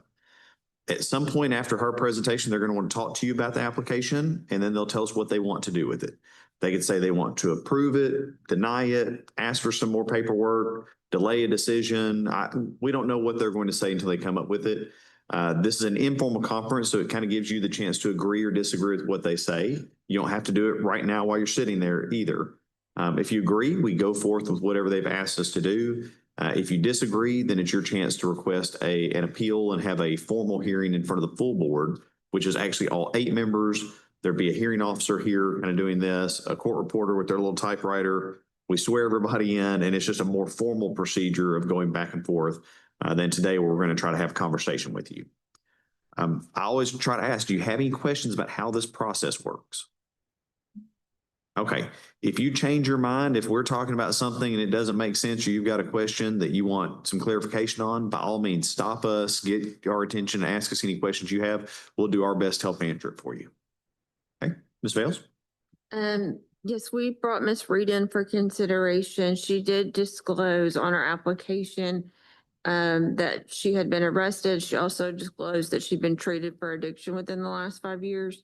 In summary, on December 10th, 2019, she was charged with DWI, operating a vehicle without a license and no seatbelt. She pled guilty to those charges and was sentenced to 2 years supervised probation and to pay court costs and fees, and she completed that on July 15th, 2022. Then on October 21st, 2024, she was charged with DWI second offense. On December 8th, 2025, she pled guilty and was ordered to pay $1,340 in fines and court costs to attend DWI school or alcohol safety program. And those orders have also been complied with. All right, how are you doing today? How are you? All right. Can you tell us about this? I mean, I was going through a very traumatizing time. My ex-husband was very abusive. I had gotten out of the relationship, seeked help, as I said, and I currently have 2 jobs, and I mean, I'm trying to better myself. So tell us about your treatment program. AA, I did it the day of the court, and I completed, you know, the 12 steps and everything, and I mean, I feel like I haven't even wanted anything, you know, and I just, like I said, that was a low life and, you know, low point in my life, and I am trying to, you know, overcome. Do you still attend meetings from time to time? Well, at time to time, but I'm so busy. This is my first day off in 2 months, so I do have phone connections with them. And what type of job are you doing currently? I work with long-term care facility. I do that on my days off. I currently work at Walmart full-time and as a cashier. But yeah, I worked at the long-term care facility since September of 2024. Yeah. And you say you're a cashier at Walmart, up front or in the pharmacy? Up front until I get this done. Okay, all right. So when you said you started the AA program on the day of court, Can you be more specific? I mean, you mean when you were, The second time. so, I mean, would this have been October of 24 or? Because it said on December 8th of 25, you pled guilty. Well, it was around that time. I mean, between those 2. I bet she is talking about like the first appearance to enter a plea, and then you actually go back to court. So Like when I got arrested. you got arrested and had a first appearance Right. right after. Yeah. So basically you got sober waiting to see the judge. And then is that, Drink again. yeah, that's the day you went to your meeting? Yeah, Okay, and then you had to go back to court for like your Right. actual plea and Sorry. arraignment and all that? Okay. I just wanted to make sure, because December the 8th of 2025 Right. was only, I forgot about that, sorry. thank you. When's the last time you had a hearing? October 21st, 2024. No others, I'm sorry, Wait, just no other substances? no, Okay. I did a drug test to even, come and do this, so.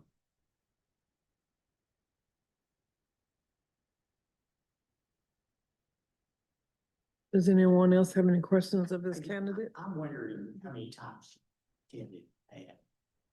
Roughly. For 30 days straight, every day, and then cause they would come and pick me up, give me rides. I still cannot get my license until the October, because it has to be 2 years. But I do have an electric bicycle, and that's how I get back and forth to work. I use transit when I can. Like I said, I shifted my focus into taking care of people, which was my long-term facility job. I, love taking care of people. And that's what I talked to my, fellow AA people about, like just, trying to maintain just, through life, even with obstacles. Do you still maintain ongoing contact with your Yes. sponsor? Yeah.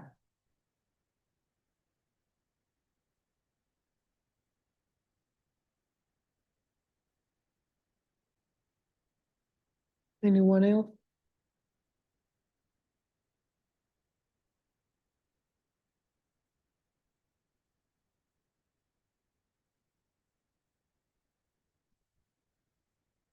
What is the will of the board?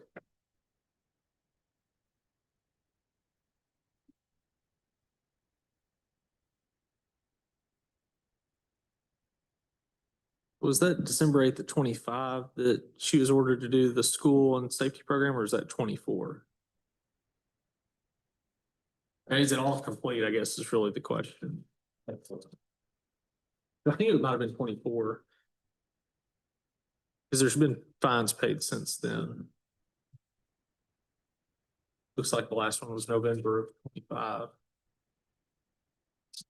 Have you paid all your fines? Yes, I've had all the fines. I have not done the driving part because it's not time yet.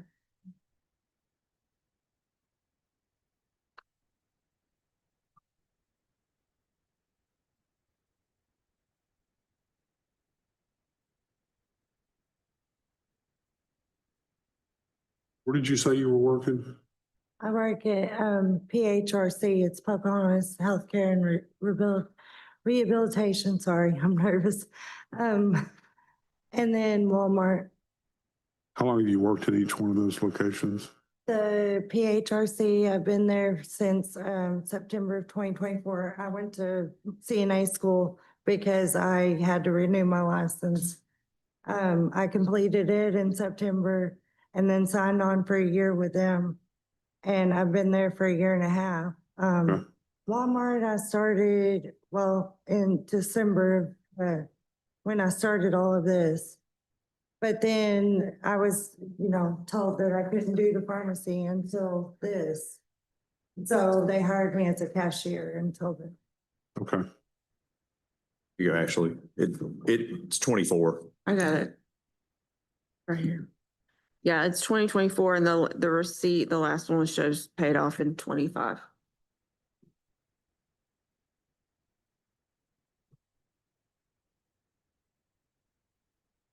So that was typo. Is that all completed though? You all cleared? According to what she provided us, yes. She may still have a wait out period to get her driving privileges back, but that's a separate issue because at that time it was counted as a DWI-2, even though now it would not have been because of roll off. generally.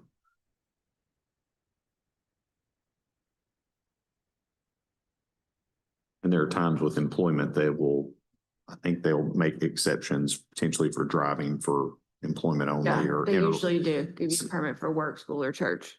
Sometimes it requires an interlock device, but that's a very expensive thing to have installed.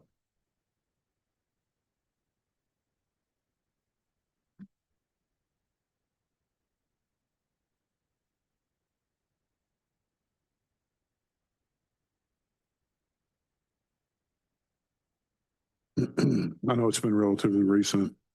I would be okay.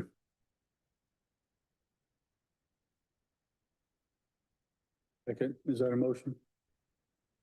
Well, I was more opening it up for discussion. I didn't know if there was hesitancy or. My question is, that's really the question. Yeah. If we're 2 years, I wouldn't. Also, the amount of time at AA was a lot, really intensive for a short period of time. I want further involvement with that.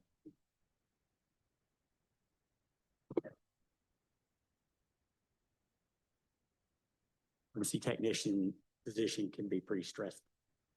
Right, which so is long-term. And I've done that for, sober for a year and a half.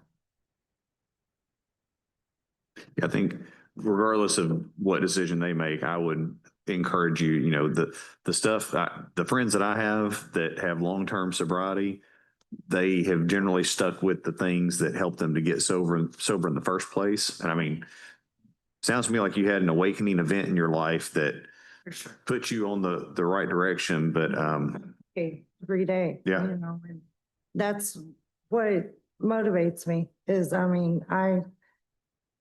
like I said, I have 2 teenagers and I am trying to, better myself, better them, just trying to give them everything they can. I would support a motion to approve.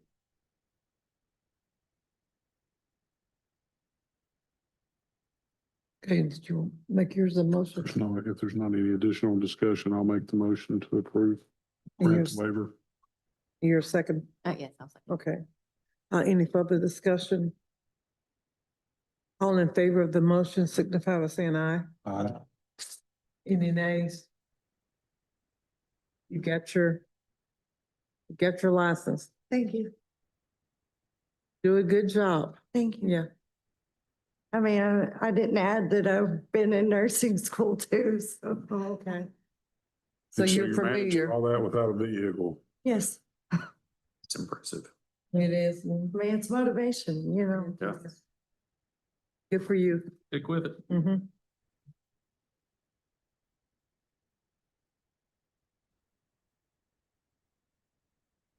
And be careful going back home.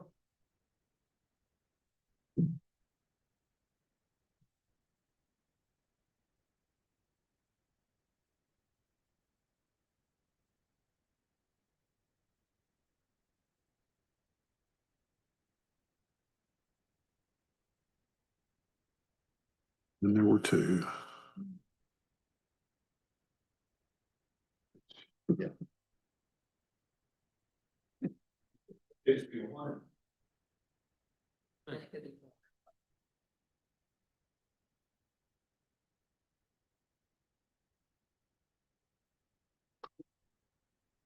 It is.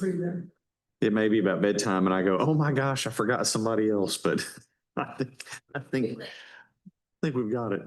Well, and that one earlier was like trying to encourage, like, if you will send us this by this date, we will take a look at it as staff and make a determination and maybe try to get you in before the board. I just missed the last step on it. Right. One. Oh. That stinks. Is that 2 today? No, the other one just was not coming. Got a different job.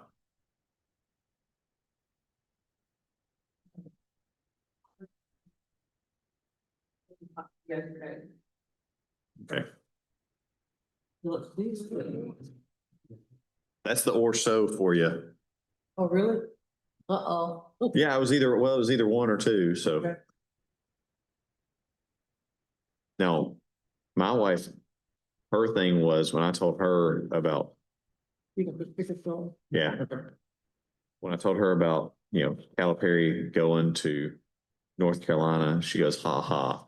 She goes, the one that got her this morning was that Darius Acuff had announced he was going to come back and play a second year to help. I was like, oh, that would, I'd love to see that, but not necessarily for him. That's the one I wouldn't have believed Yeah. of the two. I would believe it. He's, yeah, I think he's going to be teaching some people some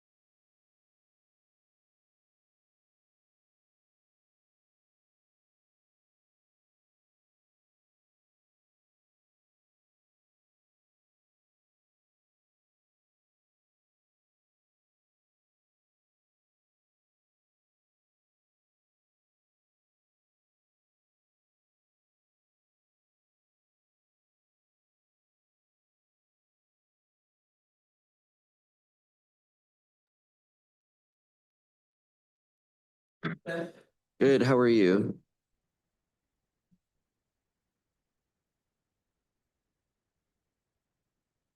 All right, I've got under tab 17, Mr. Giardino.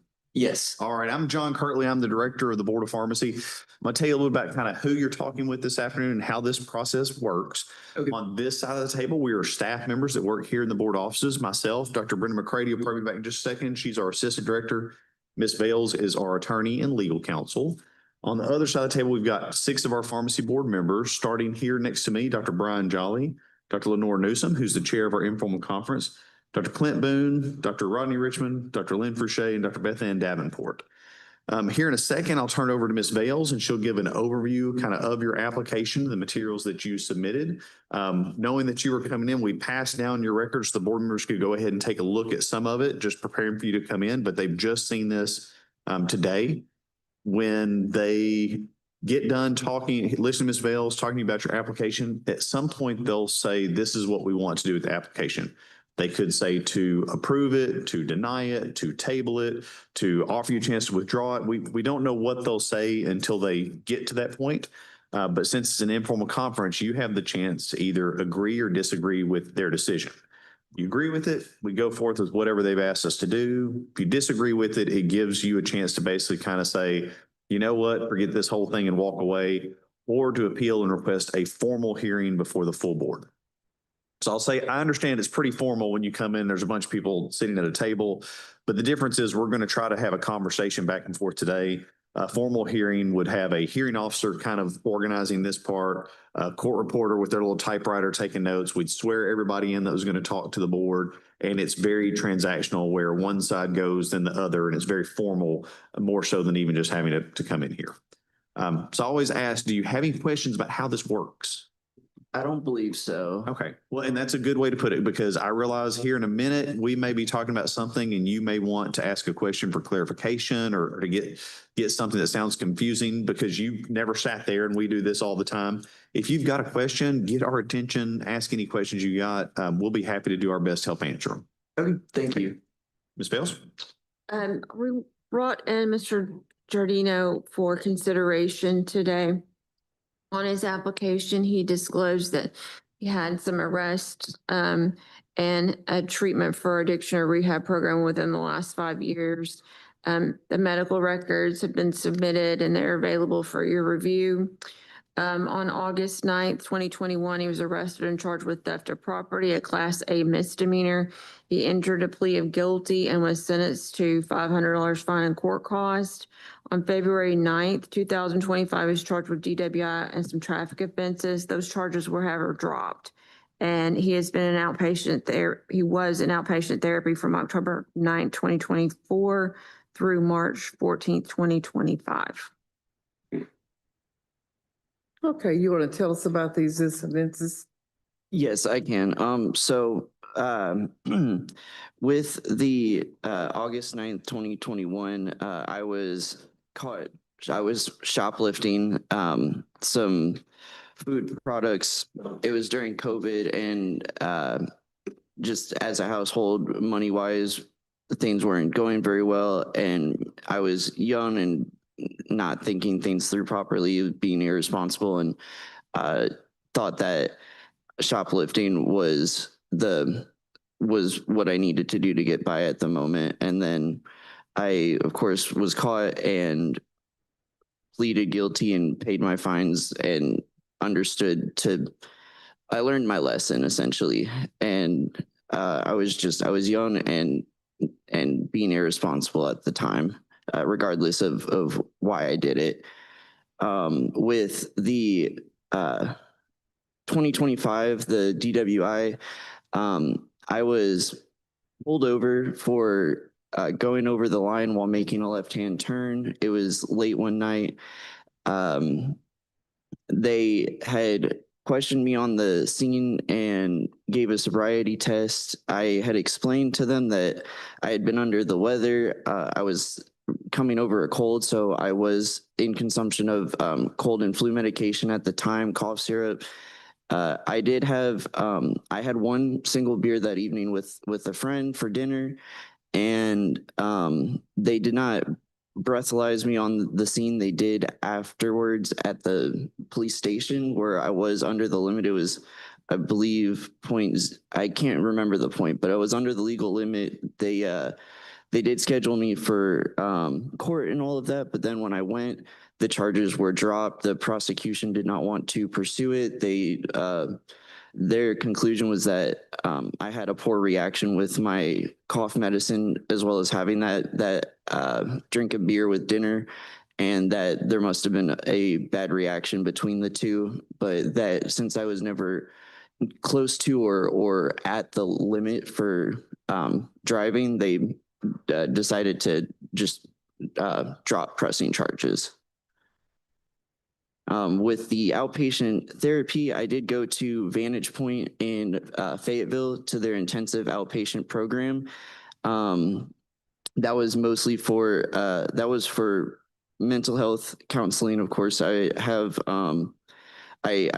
general anxiety disorder as well as OCD, and my treatment was for those.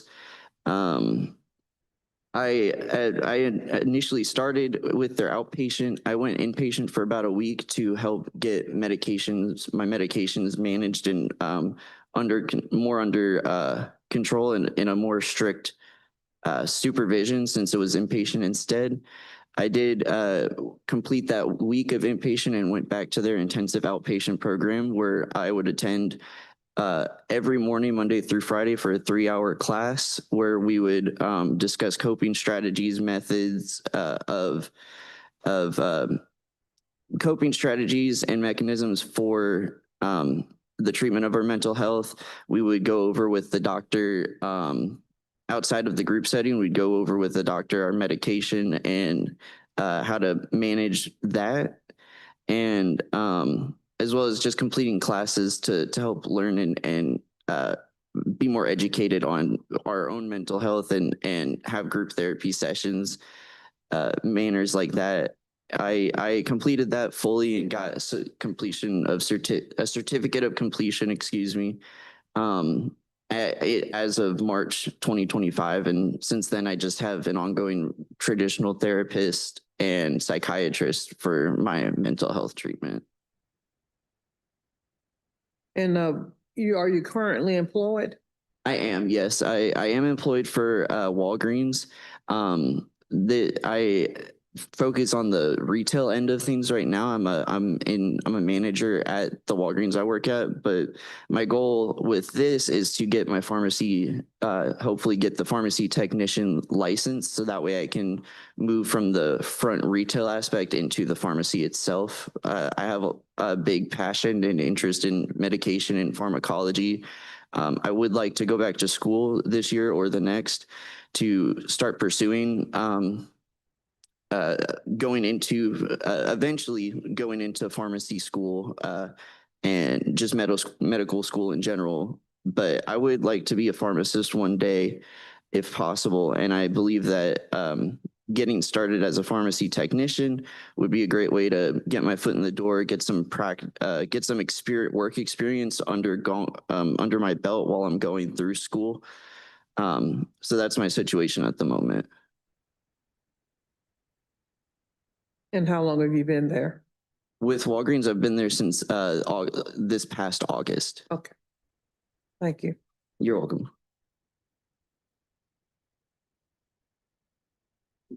Have you in the past used illegal drugs to sort of self-medicate? Have I in the past? Illegal drug? Yes, I have. In the past, I would smoke marijuana when I was younger. Now, as of current day, I don't partake in any sort of use of substances. I just have the psychiatric medications I'm prescribed right now, and that's all I do. That was something else that was addressed during my inpatient and outpatient therapy programs, was usage of substances, legal or not, for medication, for like self-medication. What kind of substances? Oh, marijuana. Okay. Do you have a marijuana card? I don't, and so I don't partake in it anymore either. I was using it, I did not have a card. Okay. And what was the last time you used?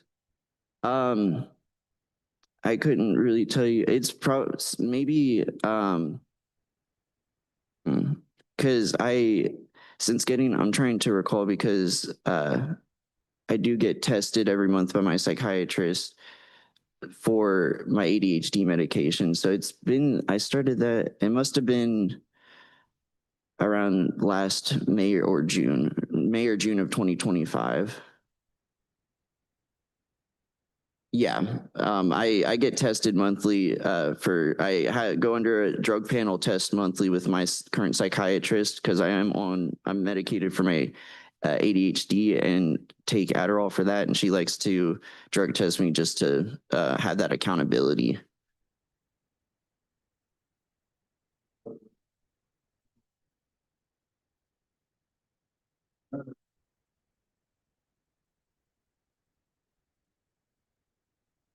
I'm sorry.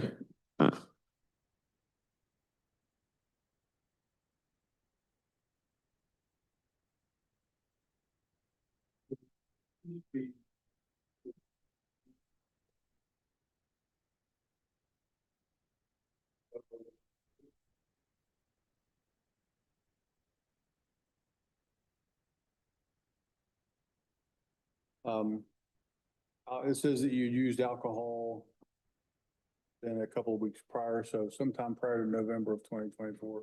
Have you since, and you said you had a beer at the time that you were stopped for the traffic stop, the DUI that was dropped in February of 2025.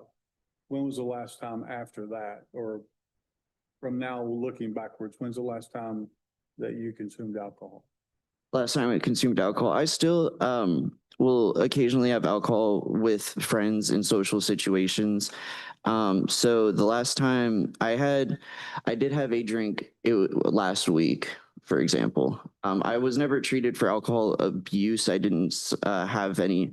I never had issues with alcohol, and was not treated medically for any sort of alcohol mistreatment or abuse. But I did have a drink of alcohol, beer specifically, last week. Well, the discharge summary from Vantage Point dated November 23rd, 2024 indicates that as a diagnosis, ethanol abuse. That shouldn't. So in addition to your other diagnoses, it includes ethanol abuse and polysubstance abuse, including opiates, kratom, marijuana, and Suboxone. Yes, I was at that time I was on Suboxone for misuse of opiates back when I was a teenager. But ethanol abuse isn't accurate. There was the polysubstance is though, as I'm not sure. I never went and said that I had misused ethanol. I'm not sure why that. I'm betting that they put anything that was found in there as abuse if you had any episodes of like becoming drunk or because it was with other medications at the time, they would put abuse. I'm somewhat familiar with that program, but I'm not familiar with exactly how they would classify that, unlike some of our others. They did ask me just anything that I've ever consumed in my past. At the time, they ask anything that you've ever taken. I told them that like, yeah, I have had alcohol before. I drink alcohol, but my issue was with the polysubstance, similar, kind of like what you were saying, is that that's what they'll ask you for anything you've taken. You go in and tell them like what you have an issue with. So like for example, it would have been opiates for me since I'm no longer on Suboxone either because I've since then discontinued use of that. But that was the original issue, was that I was on Suboxone for for issues with opiates when I was a teenager and was on Suboxone for about 4 years, and then used a medical I used a medical detox program to get off of that as well.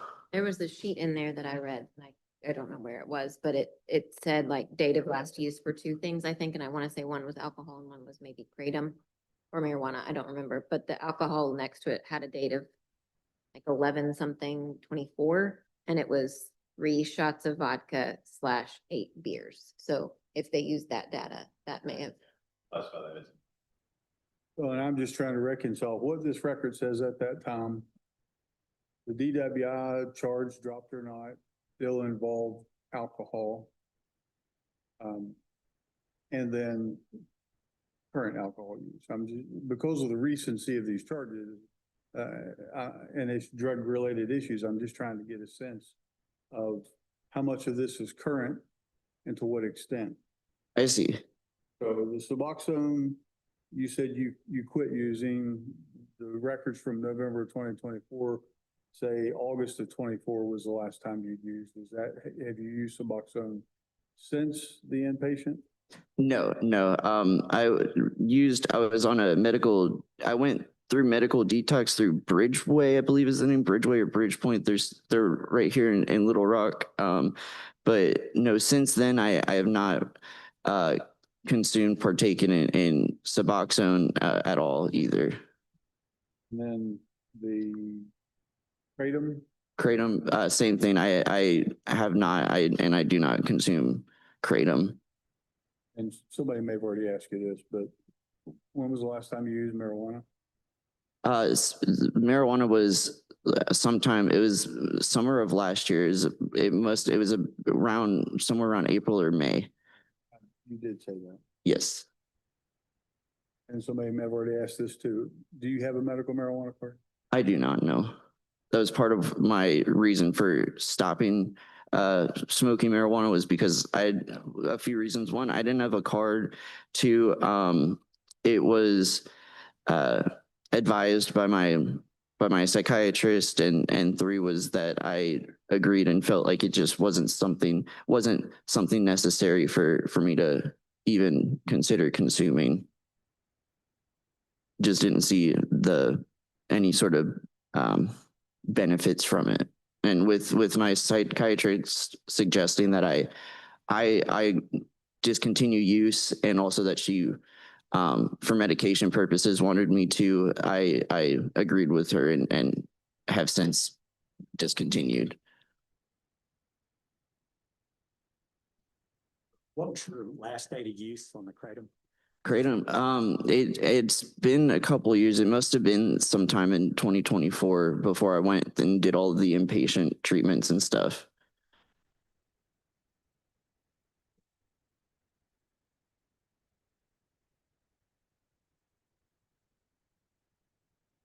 And just so you know, irrespective of what may or may not happen here, but kratom is Schedule 1 in Arkansas, so it would be an illicit substance.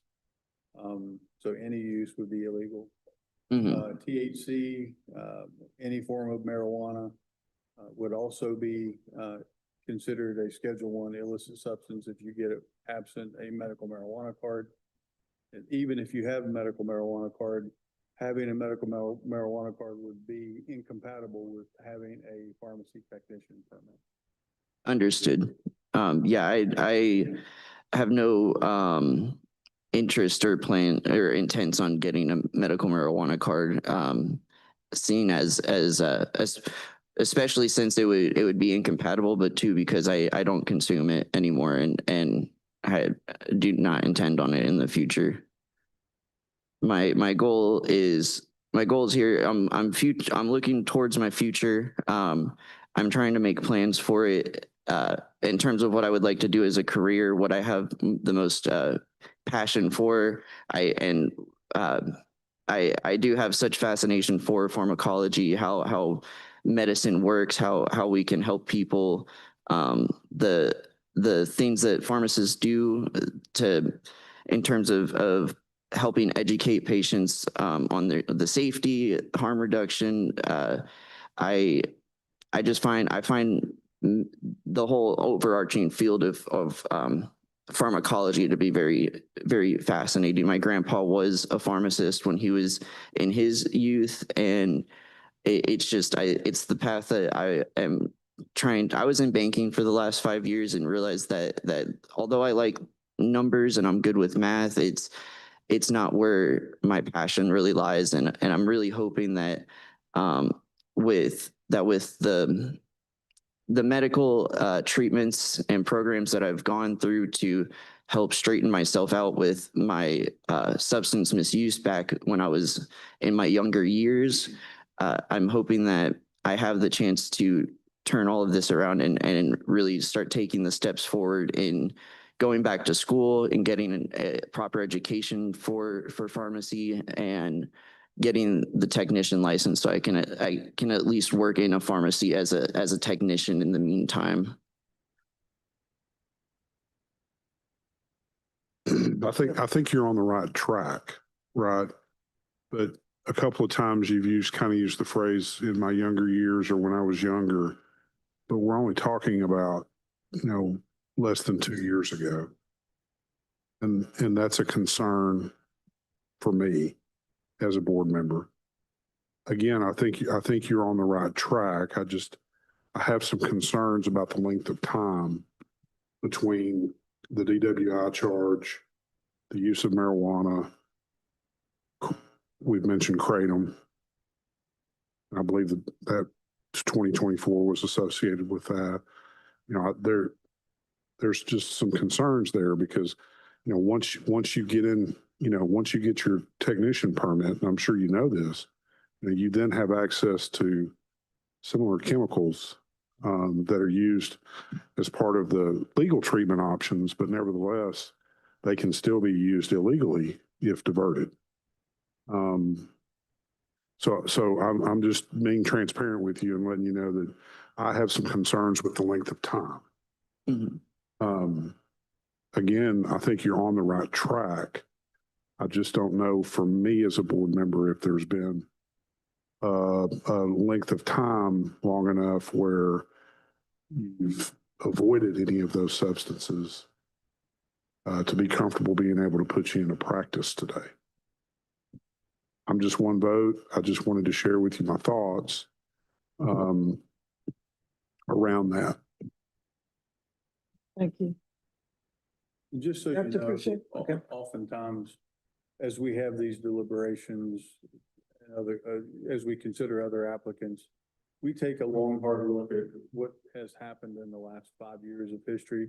Things beyond that, we tend to be of less concern unless there's an overall different picture. But we look at the last 5 years as an important period of time.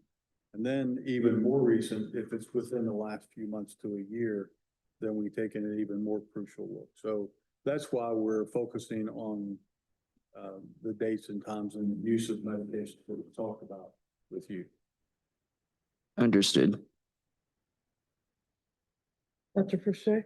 I had the exact same concerns that have been mentioned by other board members, and I'm wondering about a framework that I could talk about it, and I'm wondering about tabling until at least a year since any marijuana usage for any consideration. And I don't know if y'all think that is a long enough period of time, but I don't think now is appropriate. From a staff perspective, having watched this for a long time, I would agree with Dr. Jolly. Like I don't know that much about everything you've come through other than our interaction today, just like you don't know the same about me, but like I see that you have apparently made tremendous progress in a fairly rapid period of time. And I hope that progress continues because especially my friends that have been in recovery or even long-term recovery, it can get better and better and better. And then you hit stressful situations that make it worse temporarily, but that helps give them the support they need to stay sober long-term. The one thing for me is, if alcohol's not doing that much good for you, as far as being fun or anything else, sometimes it's easier just not to have it at all, especially if you're worried about the potential interactions with other therapy or meds that you're working with. We have a pharmacy support group. It's mainly pharmacists, but it does have from time to time some technicians or people that are looking at becoming involved in pharmacy. With the history that you've kind of described to me today, I think if you were in pharmacy school right now, I think that the board members would say, well, now that you've made it in pharmacy school, we want to send you to one of our professional evaluation centers or send you to the support group and look for advocacy from them. When we have pharmacists with addictive disease issues, and I don't say that word as an insult because some people very close to me in my life have had that and are been through the support group, or I think we all have friends and classmates and colleagues that we know that have been sent through there. They're continually hitting a number of meetings on a weekly basis of some sort, generally 12-step recovery meetings, AA or NA. But it's a group of people that have lived both sides of that, struggling with it and sober. I'd be happy to help provide information for contact for them if you ever wanted to engage with them or just talk to them, because you'd be talking to pharmacists that would be open to tell you like, hey man, I've been through some of this as well, and here's how it's helped me. So they have some lived experience. The board most often is looking at least a year of sobriety after some major issues like that, either way. So another thing I can help translate, because I realize you've never sat in that chair. When a board member says something like tabling it, to me, they're saying like, I'm not comfortable saying yes today, but they're also not telling you no forever, because if they say no, it looks like you had a disciplinary decision or a negative decision by the board, versus tabling it says, we're not going to say yes today, but we're not saying that we won't ever say yes. So I think they're kind of saying get some more time under your belt, explore some more stuff, and maybe revisit in the future, rather than saying no and you having to say, yes, I had an application denied. Mhm. But I think the passion that you've expressed and the interest that you've shown in the practice of pharmacy, I don't want to discourage you from continuing to try to go down this road. I think, again, for me, the answer today may not be yes, but it's not no forever. Again, the longer that someone goes without having any issues with drugs or sometimes alcohol issues that we're dealing with, the more of a predictor that is for future success as well. And that's not obviously 100% always true. There are unfortunately times when people do relapse, but with it just being this short amount of time, I just think we need a little bit more time to see you to continue to progress toward the road that you're currently headed down. I just want to encourage you to continue to head down that road. And I hope at some point we can see you in the future, or I would like to see you in the future, if the answer for you today is not yes, and hear more of the sustained sobriety that you've been able to, maintain, and then hopefully see you get a chance to get into the practice.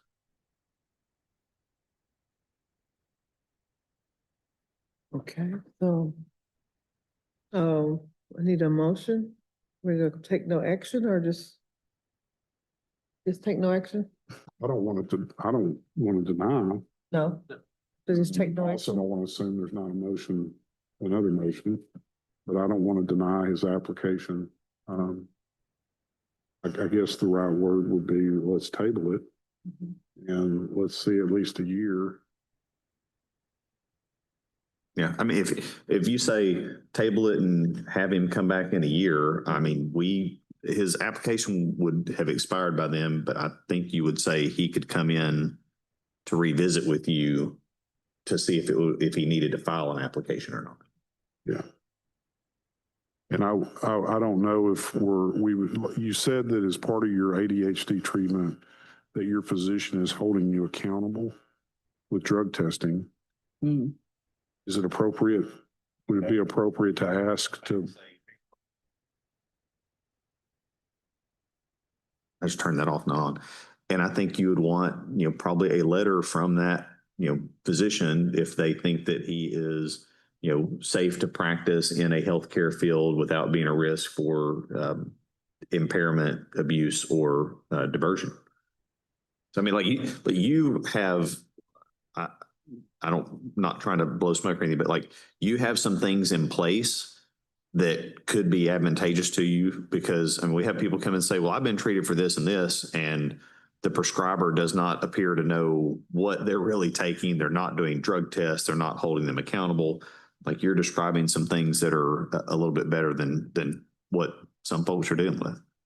And I would bet that if that prescriber is holding you accountable and has a longer track record, they're probably willing to say, hey, yes, I'll be happy to send you a letter that I do not think that you're a risk to work in a pharmacy, that you are, mentally stable, and that there's not a risk of you being impaired on the job from this.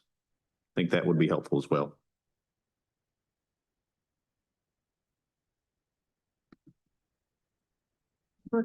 so hopefully we'll see you this time, maybe next year? Okay. I'm telling you, they're not going to take any action today. Okay. Which protects you, and it does not give you a negative dismissal or a denial of a professional permit. If you go to, even if it's not pharmacy, if you went to the nursing board and they said, nope, we're denying the application, then if you fill one out for someone else, you'd have to say, yes, I have one denied, and it makes it look like you've had a negative action. So they're also trying to help protect you from that. Well, I do appreciate that. And yeah, so come back in a year. Is there any, maybe bring a letter from my psychiatrist and stating such? Okay. Want to share those? Provide those. We've had some other. Yeah, we've had people do that in the past, which is helpful. Okay, yeah, because I mean, so far, I guess what is that coming up on almost 2 years of sobriety from most things. Okay. So just tabling it for now. Yeah. All right. Year from now to give you basically a year and a half. But and a lot of people, I've had this discussion. I mean, I've got a kid in college and trying to tell him, it's like, hey, you're in Fayetteville. That's real close to Missouri, Oklahoma, and Kansas. And there are things like kratom that may not be illegal in Missouri or Kansas and Oklahoma, but it's the same as saying you went and, well, it's the same as saying you got heroin off the street here. Like it's classified the same way here. It is. But then you go to Oklahoma and it's, oh man, they've got a sign in the gas station for kratom and Delta 8, and there's a dispensary on every corner. It's weird that we are in the pocket where part of it is our folks actually looked at it and realized it's an opioid. I mean, it is, or it has opioid compounds in it. And sometimes they add extra chemicals to it to make it even more potent, where it's not just the plant anymore. So, and now I have the kratom ministry mad at me for saying that, but that's the way it has at least been looked at in Arkansas. So some of it is, it's not necessarily natural kratom. Someone's added extra chemicals to it, but it's pretty hard to differentiate between the two at the gas station. It is. Yeah. Or like, my older brother, helped pass legislation with, Jim Dotson, the senator. He's in our family actually, but he, brought to his attention, tyneptine. That's bad stuff. Yeah, my older brother worked with Jim to because he's our cousin-in-law, but brought to his attention about tyneptine and how that was becoming a more prevalent issue around here, especially since that was especially after kratom got banned. Now this rolled along for a few years. Here's the next chemical that they haven't gotten the legislation passed on yet. That's probably even worse than the last one.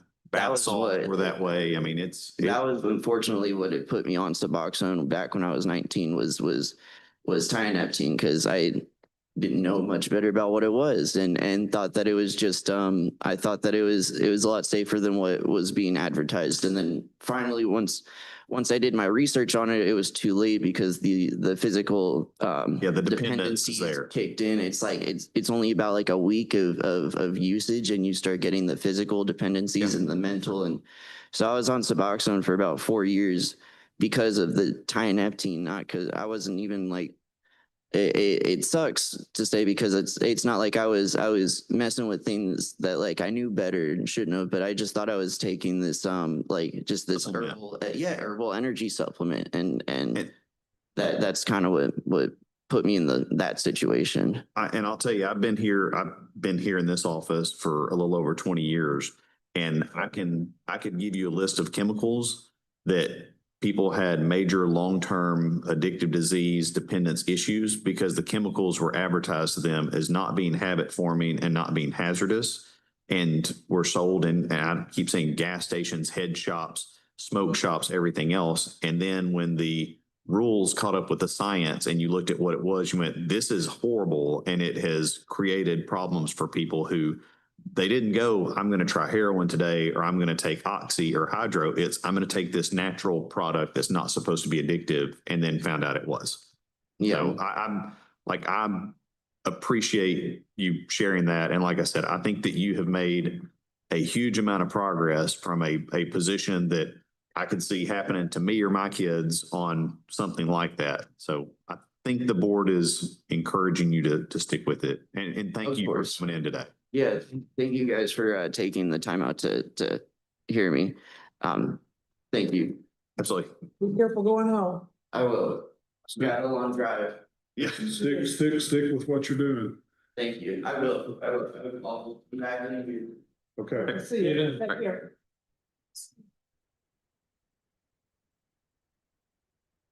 He had a meeting with the board. I think I sent him an email on it. All right.